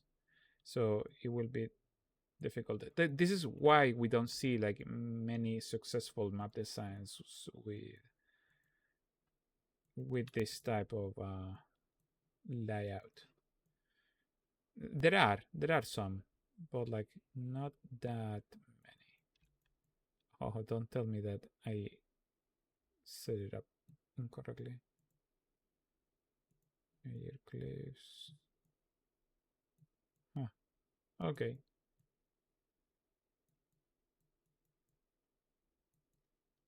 Okay. This works as a rough sketch. I have returned. Sorry about that. This works as a rough sketch.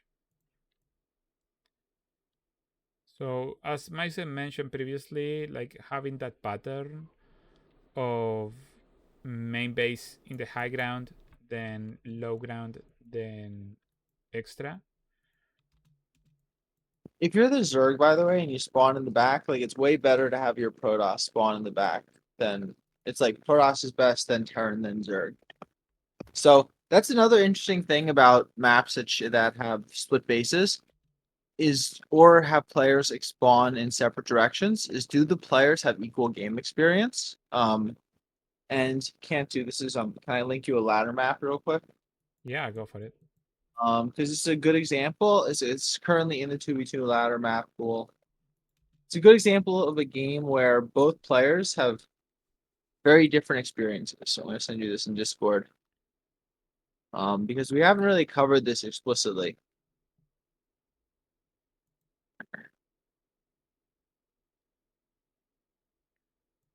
Okay. Overgrown facility. Let me see if I can. Let me see if I have it. See. It's a problem because if one player's game experience is way better than the other, that's lame. I think that's not the worst assessment to make. Like one player just gets shafted every time, especially because that's how a lot of team games go. Is like one player like eats all the beating, and then the other player's like, okay, now we can move across the map and win. Okay. It's Overgrown the facility. I mean the thing is it's a better map than most 2v2 maps. The problem is just you kind of have to rush on it every time if you're Zerg. Yeah, this is a good implementation of what Yep. Killer was precisely asking. Yeah. Yeah. So yeah, this is player if I say player 3 and 4 have vastly different experiences on this map than and same with 1 and 2 spawn points. So this is like the most egregious example. Spawning in the back. Yes, air, you are less open to air harassment. And tactic. I can pull this up again. Yeah, no, I was talking. Yeah, on that one. Yeah, Cantu was explaining, but what I meant to say is that when you're separating players, just because I don't think I just know we haven't explicitly stated this. I think the point. This is the worst example of it. Um, but we can go back to tactic now. Sorry about that. But yeah. So Oh, what does this map? this map. Yeah, you just gotta open up the rocks early, or your day's awful. Yeah. But some I was gonna say 'cause sometimes you see people and they'll spawn two of the players more together, one apart, like stuff like that. Sorry, and it can't. You can go back to this kingdom. Yeah. No. No. No. I'm just like trying to maintain the player movement flow. You can still make it happen. You can still make it happen. I think it Yeah, I mean, I believe it's doable because Sludge City does it. Sludge City is yeah. like one of the best 2v2 maps of all time, and it has players go different directions and all that stuff. But as a rule of thumb, it's simply not recommended because they increase difficulty in order to make it happen successfully. Yep. So if you want Yeah, if it an easy, happens, it's just fine. if you want an easy cookie cutter map design, like go for what we have been talking throughout the stream, like a very like standardized layout versus, for It's example, interesting because Overgrown Facility, you can see there's like some similar thought to Sludge City because Sludge City is a Blizzard map. But on no, no, you can joke, but Sludge City is legitimately the best execution of like two players taking their bases in opposite directions. For some reason, the dumb heart of the swarm map works in both expansions and it's incredible in both of them. But it's been around for so long, it's hard to force Sludge City down people's throats at this point. That's been around for a decade. yeah. Even like in when we entered into Legacy of the Void, I remember that there was like a discussion that Sludge City might not survive. I think it's another one of those that might be better. I think it might be better in Legacy of the Void, honestly. Yeah, yeah. Same when the Um, Tempest was introduced, right? Because you can have like a ball of Tempest, and for a while it was like absolute pain in team games. But anyhow, so, so is something there anyone? Okay, you go like ahead. this,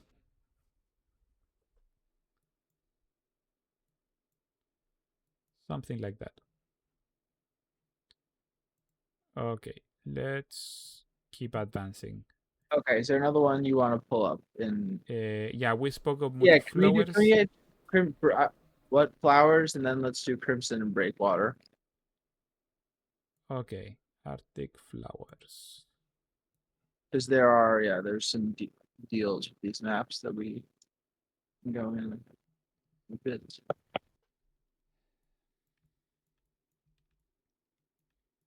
Yeah, Yeah, like if you notice on Reclam, if you notice Killer on Emerald City, the Zerg ideally takes that like little low ground abyssal reef base as their third. Because it's just like that way you can start going onto the map the easiest. So this map originally had way bigger a ramp into the natural that was way bigger than was tenable. As of now, it's still pretty. It can be tough still. So there's definitely going to be a lot of linging on this map, or maybe people realize they can wall and it'll just not happen. yeah. I mean Um, the entrance to the natural was yeah, like more open, yeah, there and was a lot of change, and we I moved think the that ramp. it was even like higher the one that was sent, I'm sorry, it Yep. was even chokier the one that was sent to ESL. Like this area was like way too open, and Mhm. then we reduce it, and when they reduce it even further.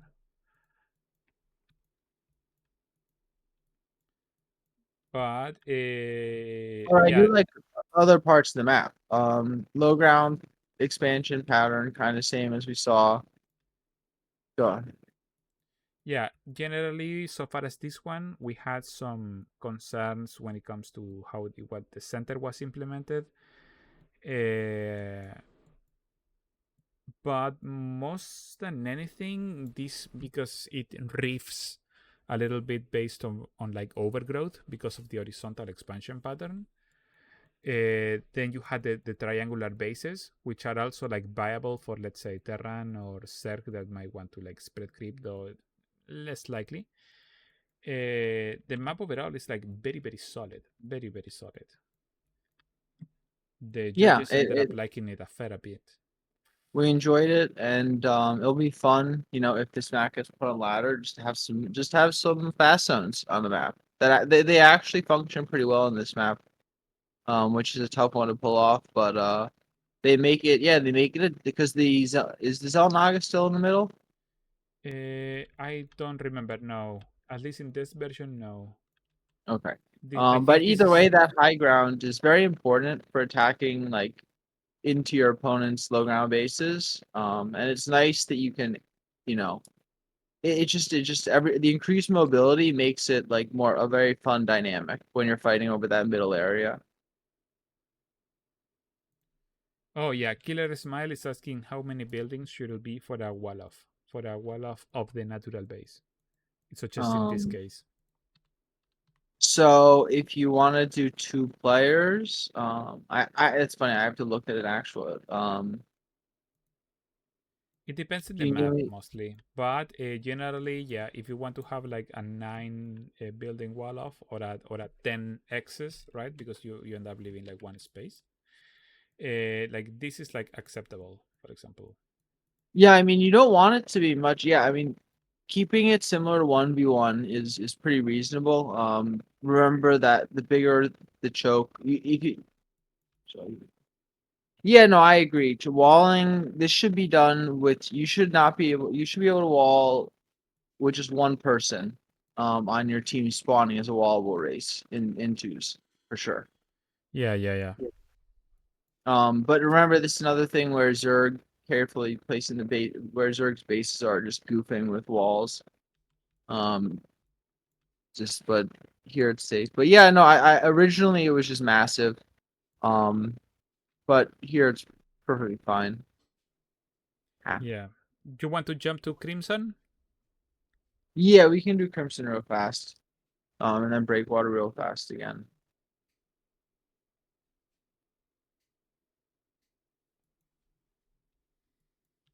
So yeah, Crimson Research. I probably some of you saw it because it was a finalist, and we were lucky enough to be able to speak to somebody who played in the tournament with this map. Um, his first observation was that that if you have a Z like this map is heavily Protoss favored. The rocks are really hard to kill. Um, and you can have 5 bases behind one choke point between teammates. It's also worth noting that it's really hard to wall, unless you make a really concentrated effort to do so. Um, so no, not Hearthstone. I've interviewed Hearthstone, but he and I aren't buddies. I don't know that guy. Um, but so yeah, the little jutting off base is just like a bad feature, and the players really are pretty on top of each other. This map was a finalist. I personally think it's not very great, and the people who played on it in the tournament, at least the one we spoke to, said it's it's a rushy disaster where, but if you get the wall, then it's just so free for Protoss. So yeah. I actually think this is a but if I'm being honest, of the maps that were submitted, I think Crimson is one of the maps that were submitted and were made finalists or finalist quality level. I think Crimson is one of the worst from my perspective. No, no. I just wanted to say that a little bit, muted a little bit, but you can see that we have got like different perspectives in the judging boards. So Meissen is not the absolute dictator of what gets in, of what gets out. There is some raging in there, okay? And I will be honest. I thought those rocks. We played a couple games. The rocks felt killable, but once we put very good players on the map, it became abundantly clear that it was not. It was not that simple.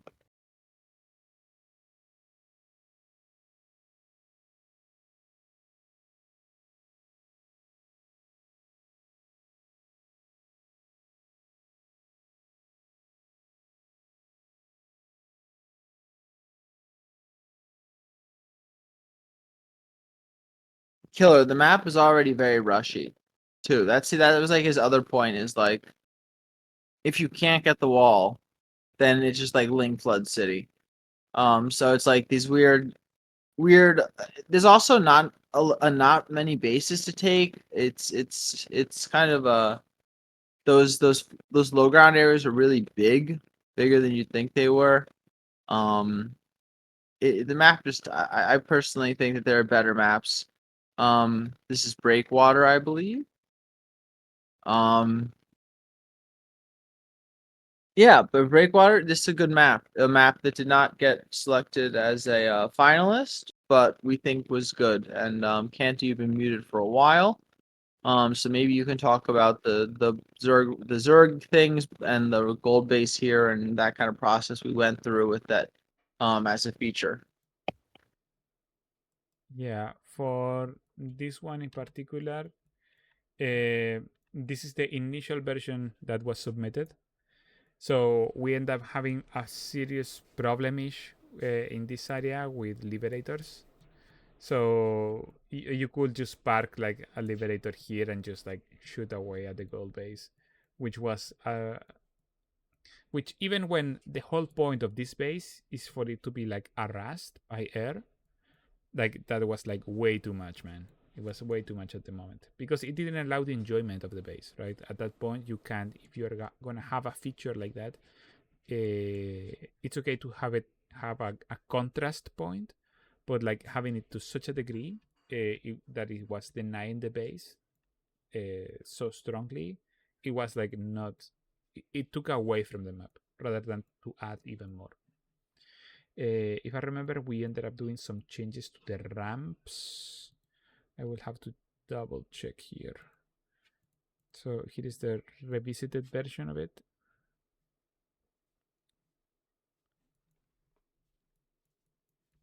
As you can see, like we increased the space here.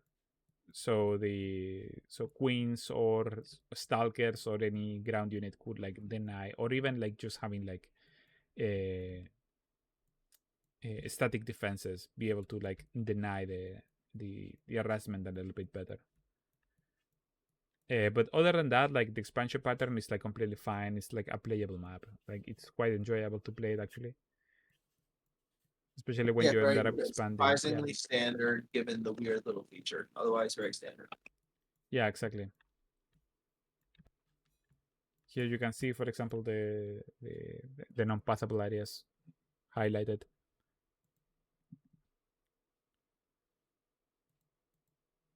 But yeah, other than that, like there is like not much else to mention so far as Seremite. Which one of the finalists do you want, Maisen?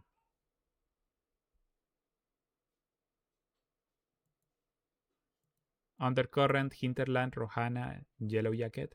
I was gonna say Yellow Jacket, which looks different in the picture. I've never seen this version of it before. Oh yeah, we ended up needing to remove like a lot of Did, stuff. but The map maker did they was change it? Did the they map change the lights how I wanted to change it? the map maker was a little bit heartbroken because the performance of the previous map was like so bad during testing. So we ended up needing to remove like all the hexagonal shapes that it had in the. Oh, those were causing issues.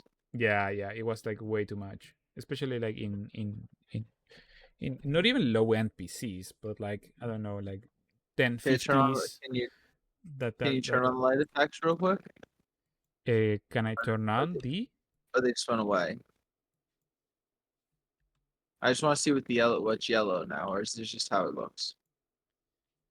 Oh yeah, the previous version. I'm sorry, you are mentioning that if you want me to turn off the yellow or what? No, it is. So, do the hexagons still shine, or do they still look have light effects to them, or do you Oh change yeah, that a too? little bit, but that's a little weaker as well versus Yep. how it used to be.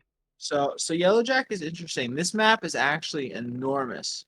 Um, it's huge, and just as this way, just as a note to people making maps that are huge like this. So what we basically our best guess is that the correct way to expand is to go horizontally. Again, this is like, oh, you might want to go vertically, but that ramp you have to go down and the ramp you have to go back up are way too far away. It's not practical to try to move that far. Um, you here it's very important to talk about defender's advantage because there's and Cantor can probably cover some of it, but yeah, you got the guys in the back. You have people that will have to take bases in the back while also defending in the front. So that I think changed here and there. Cantor, if you could talk about that a bit. Uh, Generally, not much. The games that we saw were actually like super successful. We had the player expanding to the through the ground, through the I'm sorry, horizontally, while other players were like expanding like more aggressively. And we ended up seeing like some quite late game games in here. And yeah, it's super awkward to rotate between, for example, expanding horizontally and trying to defend this base. That's Yeah, impossible. yeah. That's impossible. But as you are expanding horizontally, like you are already set to be expanded in that direction, and then you can start fighting for these spaces, which is what we ended up seeing a little bit. I personally am not the hugest fan of the good. Like this is again perfectly playable and good. I'm not the hugest fan of it, but no, it's again perfectly playable and good. And I think the middle we were worried would be too congested. I think it plays fine. So yeah, those like um, not my favorite of all of them, but definitely a good map. Yeah, And yeah, there's yeah. only I did want to talk about Hinterland real quick, and then we can do the last whatever last two or whatever you wanted to do. Hinterland's pretty quick About Hinterland. Okay. because this is just the issue of this map is just actually kind of yeah. So there were definitely this proves to you guys that I'm not saying my opinion's right. I personally think my opinion's right, but I'm not saying it is. But yeah, people there's some disagree. People voted their own way, which is cool. Um, Okay. this I'll map be personally is yeah. sup- You can go through it, maybe can too. so far as Hinterland, I'll be showing the first initial submitted version. So because this map went through a lot of iteration and changes. So this is the initial version with the high ground bases in the middle. This middle ended up being like non-viable, basically.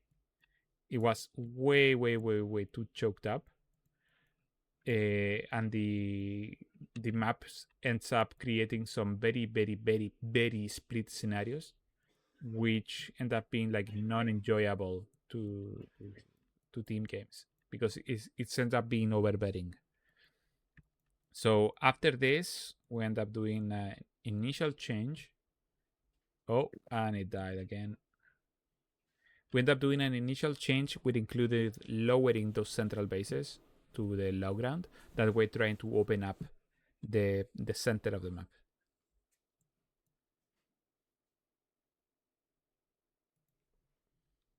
Okay, this is one of the initial versions.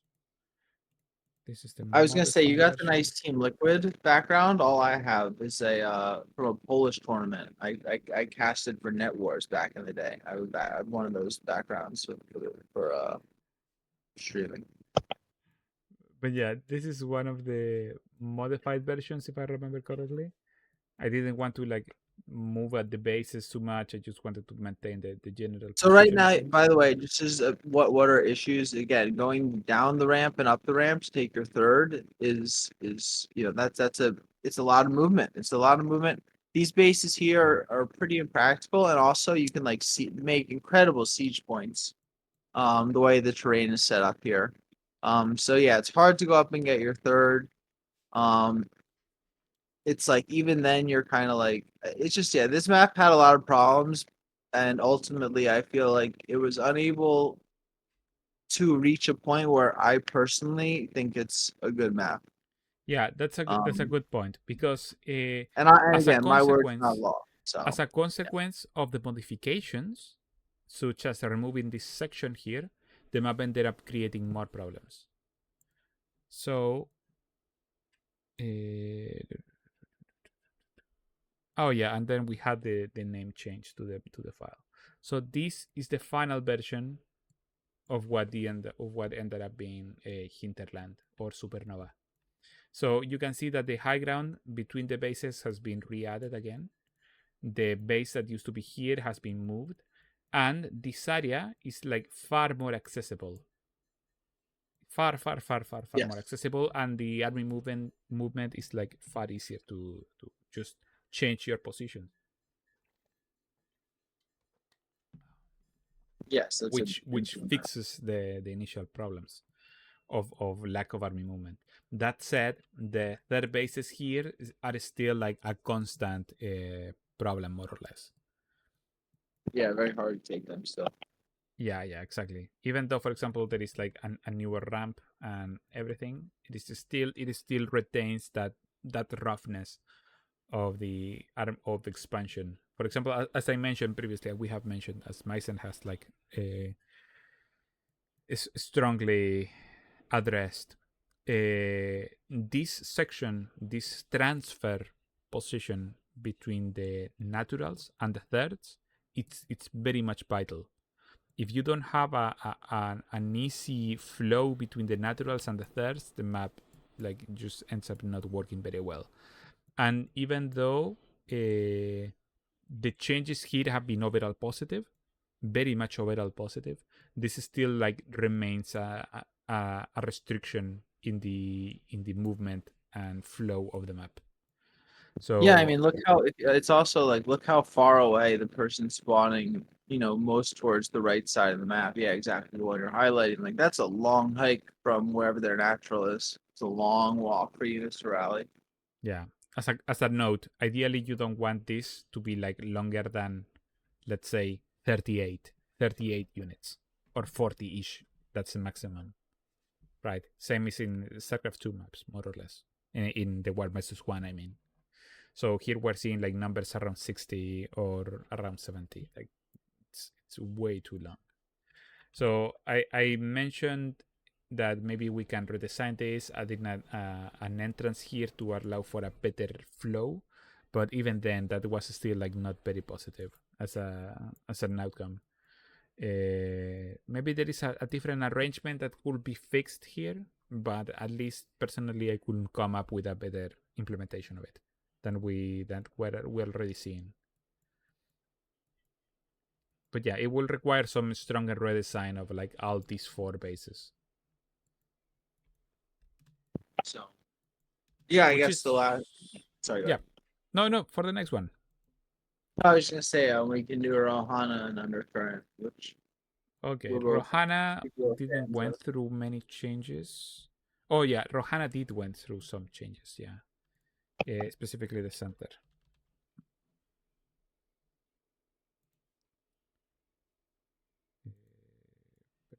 QA.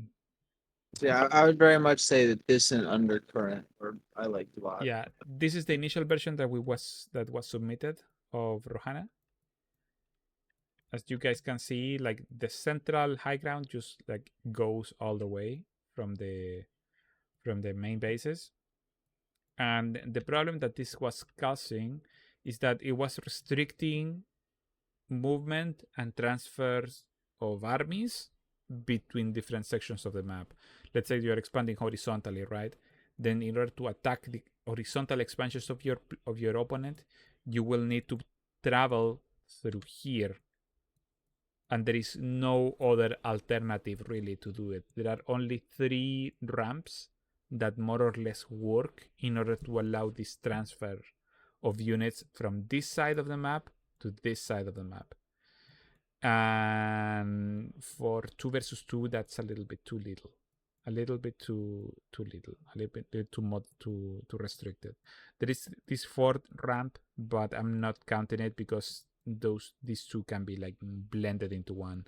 And as we mentioned previously, ramps generally in team games tend to have like a more tend to add more friction to the army movement. So after this is the initial version that was submitted. And this is the final version that we end up doing, that the map maker ended up accepting. So rather than having like this extension, we end up with these 3 ramps that open into the middle of the map. And you can still see that it retains the concept of the restricted army movement between the 2 sections, but now there is like slightly less friction when it comes to army movement, because you can just park your army here and then just like send sections to attack the enemy bases, rather than being like overly restricted. Let's say that you have an army attacking through here all the way to down, you can just reposition your army here and block this pathway while still being able to like remove your army and be aggressive to the other side. Because So real as quick, mentioned, you don't have to pass through the center through the high ground. Go ahead. Killer. So it's just it all exists on a spectrum. Is really what I would say. Like the third on Mupi Forest is just too far away. Um, like a third, like it's just a case by case basis, and obviously the further away it is, the more exposed the base is. The more exposed the base is, it's like, you have numerous factors. It's easier to attack into. If it's more forward, it can be also great for as like a creep spreading point. But there are certain race combos that always kind of get the advantage in these situations. Like we were talking about some of the earlier 3-3 maps, and it's like, oh, what do you do if you have three Zergs on your team and now you have nine bases? You've taken up, like, you're already expanding far onto the map in that instance. So I think yes, you can have thirds that are challenging to take. Um, I think if you make a 2v2 map, it's good to make the point of contention. Like I view it as like 3.5 or 4.5. I wouldn't go above that. As far as like, you can either have a map where it's hard to take your fourth or hard to take your fifth. I think one. I don't particularly. I don't think that's great. But I think Carson think that's kind of a bummer because one person gets a different experience, but he can disagree or agree. Um, but sorry, my dog is climbing at me as I'm talking. Um, but yeah, I think it's doable, but I think sometimes every base setup is better for some race combo than another on every map, basically, is what I would say. And so trying to read again. Also, this is a beautiful implementation of the split bases, personally, so far as I think. Yeah, I mean this is a good shared natural that goes into so the nice thing is you can expand in both ways. Like that's the fear of maps like this, is that the people go both directions, right and left, and then you have two 1v1s. But because of the nice low ground area having two bases, you actually have a lot of choice where you want to expand on this map. And I think that's a big plus about it. Um yeah, that would be my take on it. Yeah, exactly. It's like the game's not balanced around team games, and it just there's like all the different timings that can show up depending on different race combos, depending on who spawns where. And you'd be shocked. People get really emotional about it. I've had people leave games because like I took the natural base that they thought was theirs so I could spread creep. So people get really worked up at it. You gotta be careful. Okay, for the next one, which is the one that you Undercurrent, and wanted? I think Oh, undercurrent. yes. I think there's nothing other than that really. No, I mean, Undercurrent is great. If there is any maps that you guys would like us to have a look, we might be able to. Are you Okay. glad that I pointed out that this map should look like heavy artillery and have the middle thing the way it is? What do you think? What was your take on that? I think it worked out super, super well. Yeah. Because as for context, he was saying that this map Undercurrent needed some strong modifications, and I was like, I think it's good that it is. And but after the modifications, yeah, no, Mysen was right. Mysen was absolutely right.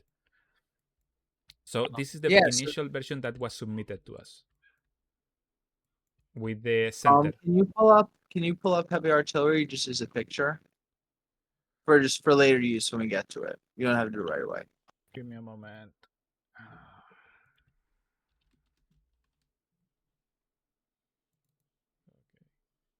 We can walk through the initial version though.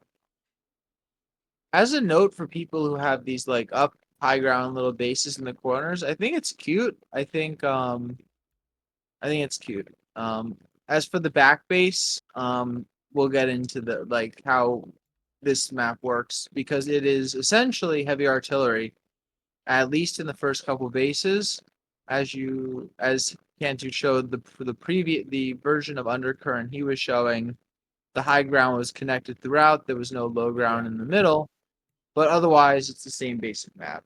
Uh, Yeah. Exactly. It's the same base layout.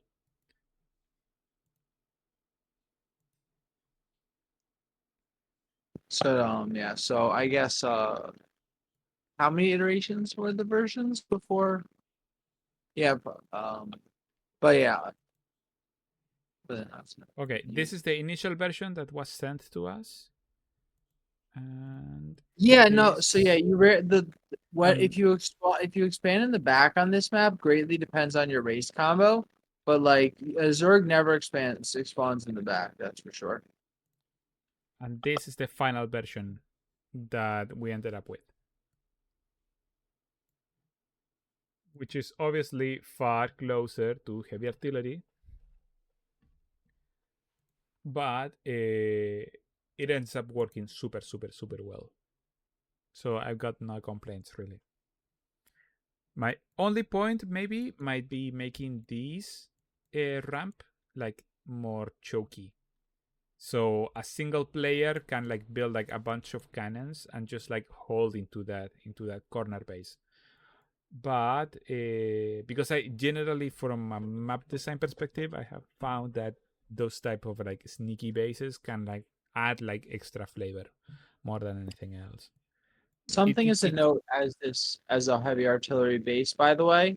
Um, so I just so the conversation around the back natural is a so this map is definitely PT favored, at least in concept. You get a free base in the back. If you can expand a little slower because of that, you don't get threatened. You can't rush on this map, but you can't do a real push because one person has their base in the back safe defending the whole time. So it leads to, pretty more macro oriented games for sure, but I would say like if you want to put a back base in there, keep in mind that like like if a game is just way too that's like a good direction to go to where a map starts getting too split mappy and awful. Um, the front, yeah, you take the goal. Yeah, I no, you can take that base, of course. I mean, the thing is, so that's the thing. Like that requires coordination. You won't see that in random team. You will never see people do that in random team. Um, just because it's too much to ask of human beings to be aware of all that.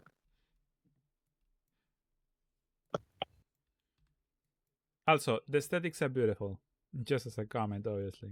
If I Nice looking remember, map. yeah, if I remember this one, Maras helped the designer to level dress it. No, it came out gorgeous. Oh yeah, so primordial. Is that the 44 map? Primordial, maybe we can have a look at it.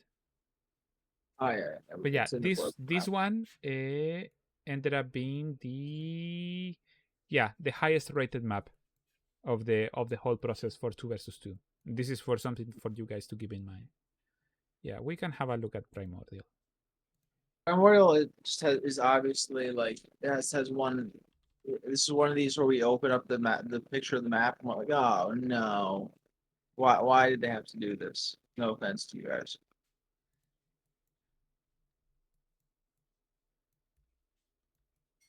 No, the aesthetics of these ones are also like super nice. Dude, this looks beautiful. The problem So I is mean, obviously the gameplay. yeah, you can't do that. The Yeah, problem for is example, we had one map. What is Riptide? Riptide uses more or less this concept of like the split bases, but it already had the benefit of that this area had already like a small bridge. We told him, hey, increase the size of the bridge. The now there's no problem, bridge. yeah, the problem here with Primordial is that there is like no bridge connected this. If you had made like an initial bridge connecting this, then we will have like increased the echelon of the overall rating, and then we will have told you, hey, increase the bridge and You change can the do some bases, super so it's not a crazy can problem. rush. As is, I think there's some pretty wild can rushes you can do. I forget exactly how it goes. Yeah, yeah. I wouldn't say that, no, likely. But yeah, yeah, yeah. At least that's the problem. When we were talking initially, I think is Meavis the maker of this one. If it is, if it is Meavis, then dude, you went like ahead with the aesthetics. You went full blown on it, because it looks great. But we were talking about no games. The problem with these types of split bases is that it creates like no games, like scenarios where the four players like just attack one of these ones and you die because you can't find a way to like reinforce your ally. So merging the bases, like that's the only like feedback point. It's literally just that. Yeah, that's the that's the biggest obstacle standing in this map's way. But yeah, no, it's literally like just that, and that like more or less gives like new life to the map. This map looks more like maze than mine. But yep, yep, it's that's Oh, so that's yeah, literally. you could go to the argument about the yes, you can wall technically if you have enough people to wall, but again, that's spawn dependent. If you could wall the because you could say oh, we just wall this little gap here, which you probably can do if you get the right races for sure. Yep. Any other maps for people?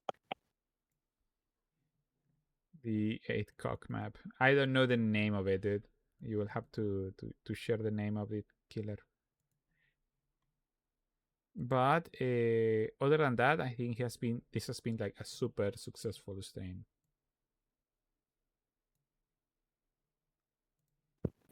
Yeah, and so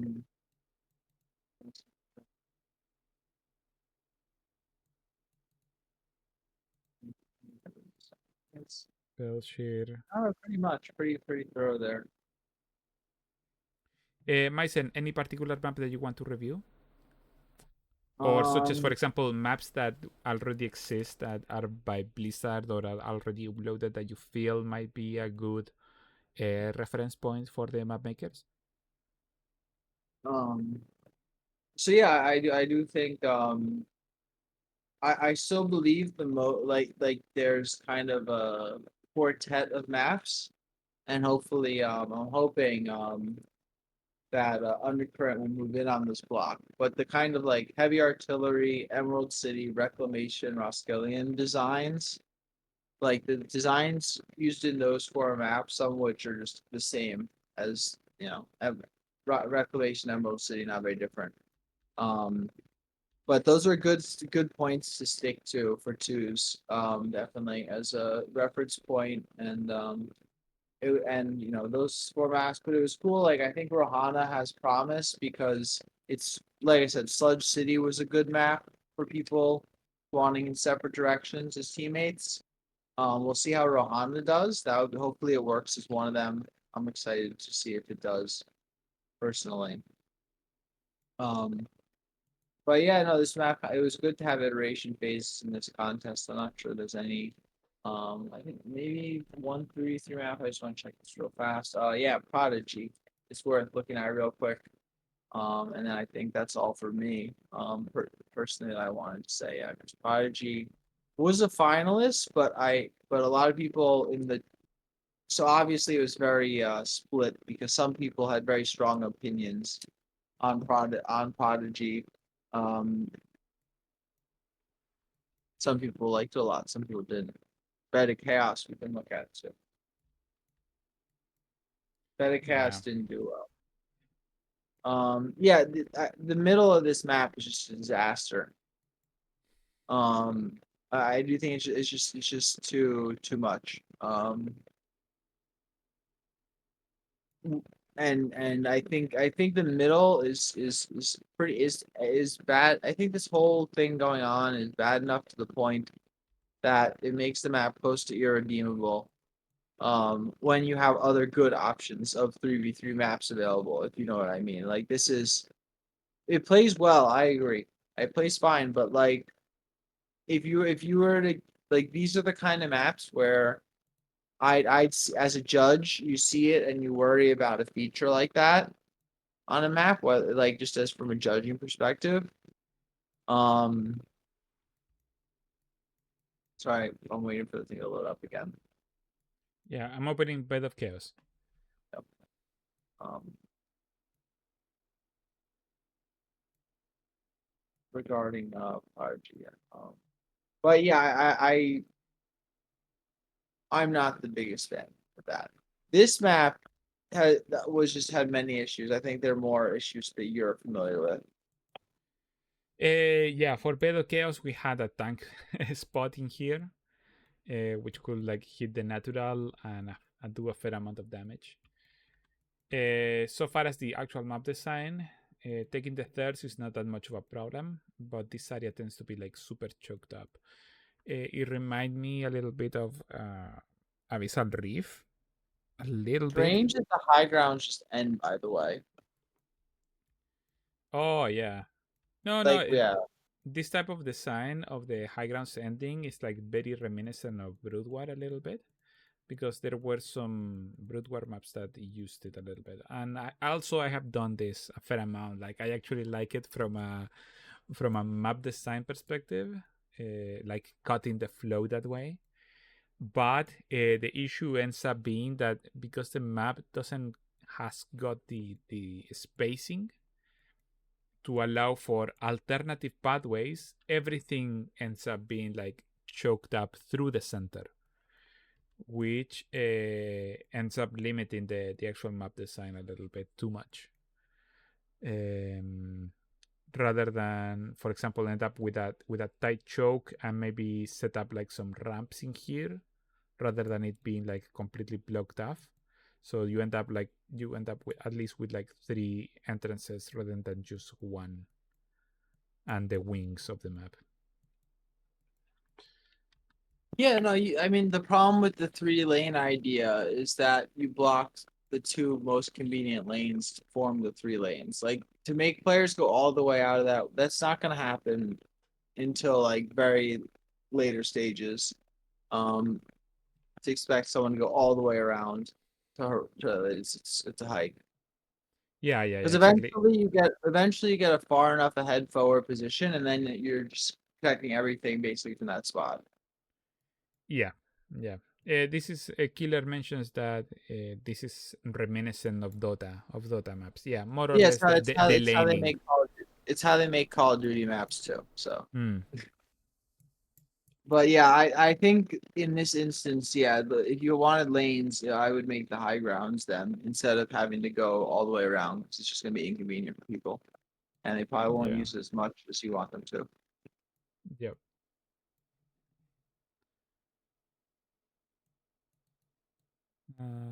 Diagonal ramp going up the thirds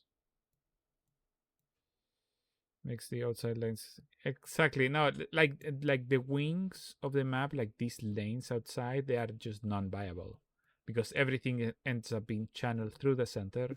And if you end up having no center and open these ones, then these ones become the more uh,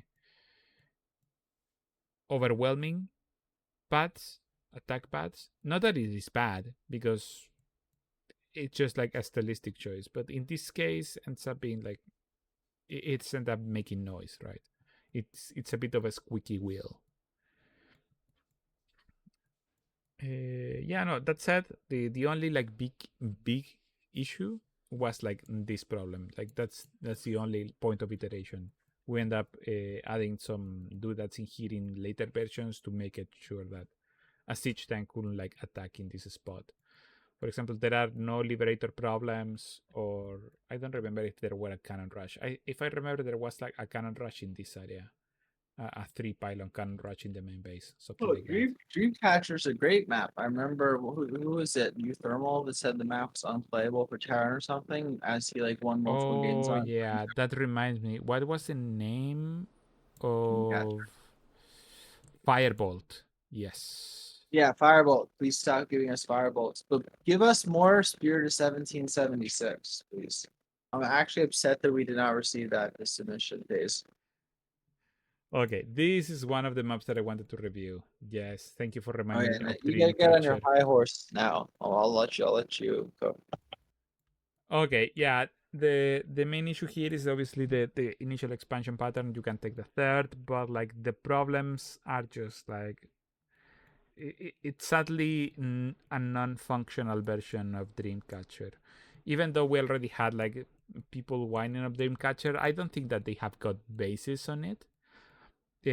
But for 2 versus 2, this version it just doesn't work. Sadly, like oh, like look at this. It's just way too distant. Like this area is it just doesn't work, guys. It needs to be more open in the gameplay center. But at that point, you are not not you won't ever be making use of this section of the map. Like the same problems such as is the constant problem of mirror symmetry, right? Versus rotational. You end up needing to set up like this type of layouts. It restricted itself because of the type of symmetry, which sucks. Because by itself, the design, like the visual design of the map, is like super good. But yeah, if you want I to think it like, just looks clownish. I think if you make your map ugly like this, you better expect it on big on ladder. yeah, Mysen is not I may happy have about been a it. little really serious about that. I am more permissive of it, but like Mysen is not happy about it. I mean, take your cracks. I don't know. Who am I to say? I've written some bad articles, so But yeah. Sadly, it goes. Sadly, it takes the layout first versus the gameplay first, which tends to happen like a fair amount. oh yeah, can we show spacewalk real quick as an example of an expansion pattern that we were very not a fan of? It will take it's no one else made a main natural base like this in the entire competition for twos. Yeah. So obviously, siege tanks, everything can attack this. Then you have got like your third bases. One of them is like non-takeable, and the other third base is a base that even if you take it, you will get absolutely destroyed from the high ground of this other one. And then the fourth bases are like so far away. You need to take this high ground, and after you take this high ground, you can maybe take these bases, but they're still like very exposed. Yeah, I mean, so this is just so you can have a back base, which is essentially what this is, but because your teammate also has a natural, like if you look on like heavy artillery, one player's taking their third, one player's taking their natural, but they're both like defending a single point. Here, like you just have to spread out so much. And even as a general rule, like having one player, it's better to have two bases on low ground expansion because you can defend it together, whereas it can you're getting very stretched like this. So I think anyone who wants to try in base things, like make sure there's two bases outside and not otherwise you end up with this stuff. Mm-hmm. Yeah, I very But much agree with it. yeah, but if there's no other questions, that's Though it. obviously it's a creative layout. It's not like this type of thing is not something that we see much. Yeah, it's strange.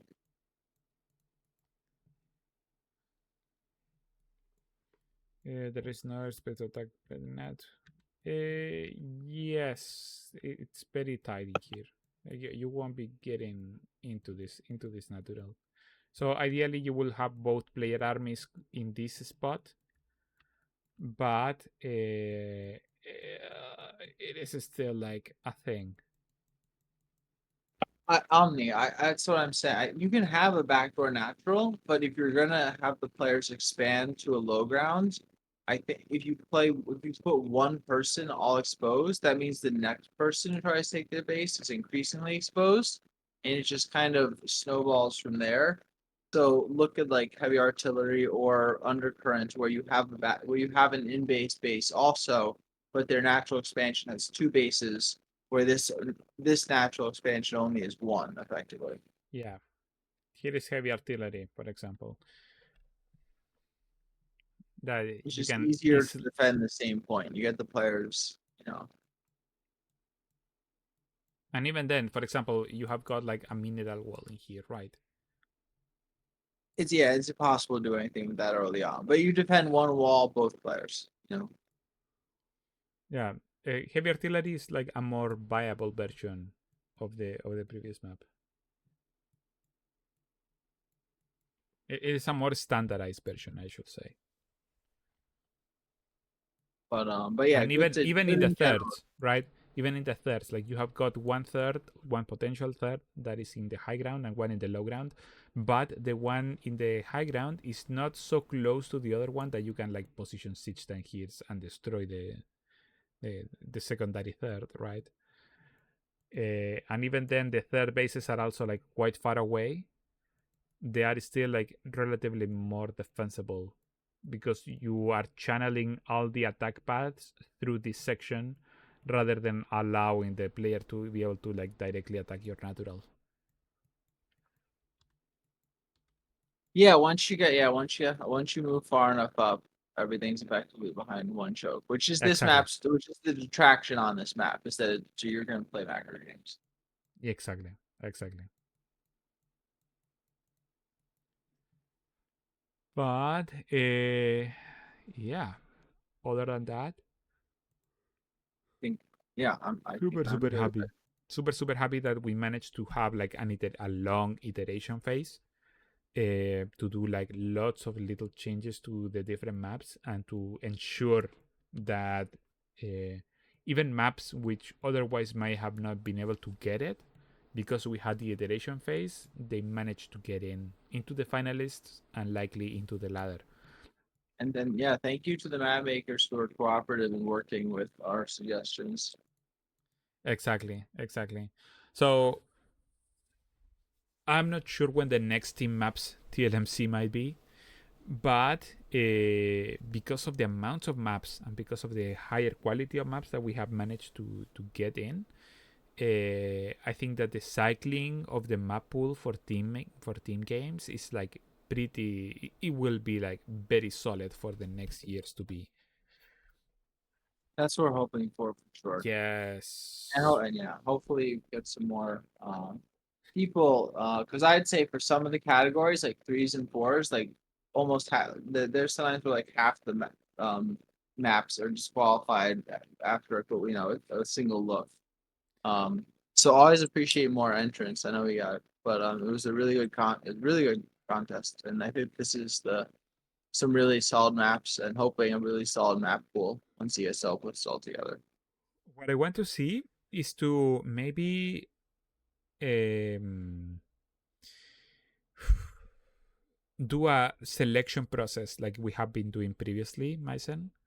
Mhm. When we, for example, go back to previously submitted maps and ask the map makers to send newer versions, because we have got lots of maps from the previous Team Liquid map contests that are like still like 80%, and we can get them to like 90-95%.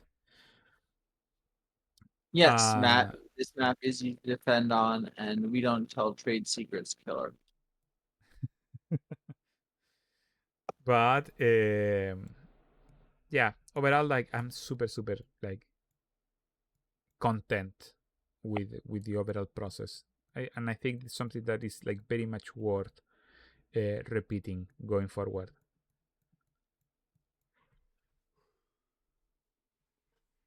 Yeah, it will Matt, trend. Matt, we're all hoping that. No, I mean it will trend. It's a map that will trend in that direction. I think it's good to have a couple maps. Like I think it's good to have a map like this or two maps, whatever, just representative in the map pool for the people for the PT teams who just want to mech air and ruin everybody's time. Okay, I think that's basically it, guys. It has been a pleasure. I will be uploading all of this long string into YouTube. So we are like super ready for like comments in there, and you guys can like download this like long stream so you can keep it in your hard drives or such later on. It's And a obviously, delight. as mentioned, there is like a long laundry list of like other streams in my YouTube channel that you guys can go check in for previous, like going back, I don't know, to like 2016 or 2015, which was the first streams of like map making reviews, and you guys can like more or less understand the general perspectives that we're going for. And I think that's more or less it. Myson, any Yep. final words that you may have Nope. Good. for the guys? Definitely a better structure to the process for sure, and some good maps. So, and glad people are tuning into the streams and asking questions. Always appreciate it. Yeah. And to finalize, obviously, very much thank you to Monster Energy for sponsoring the Deep Game Map contest. This stream and the previous stream had not been sponsored by them. I'm just like with a logo in there just to like raise awareness that it is them who are making all of this possible. And for real, like power to them.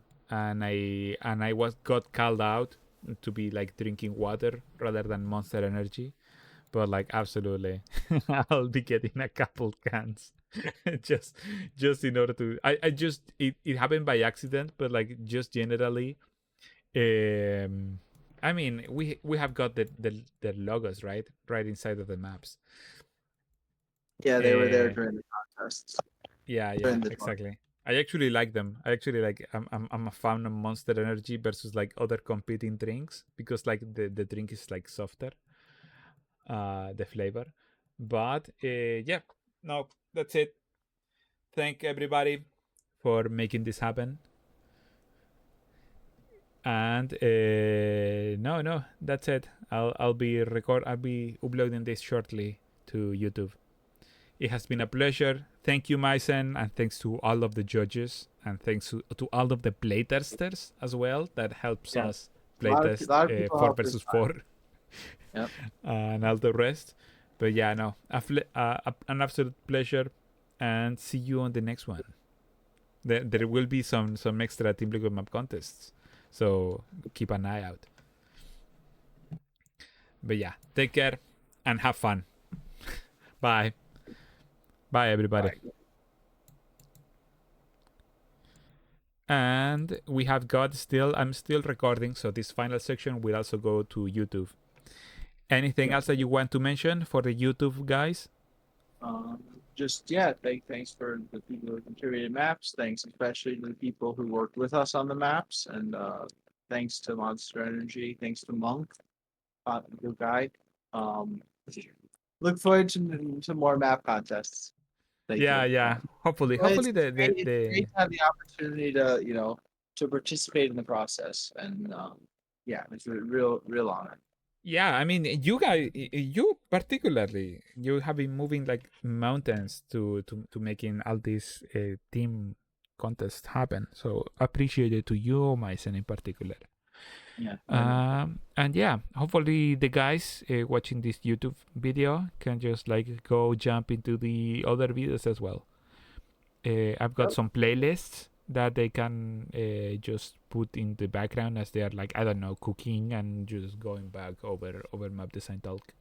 But Yep, yeah, I remember about another similar length, about 2 hour video we did before the contest also. yes. Please have a look at that one after this one, or maybe you already saw it before this one. But all of these two videos are supposed to be seen in tandem, so you can like get those perspectives, and then you can see like all the changes that we ended up doing.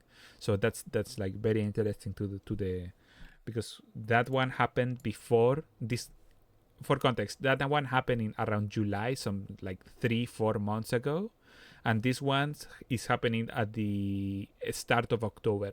So the map contest already happened, the maps were selected, we already did the whole process, so you can see more or less have like a full context of what the whole thing was in.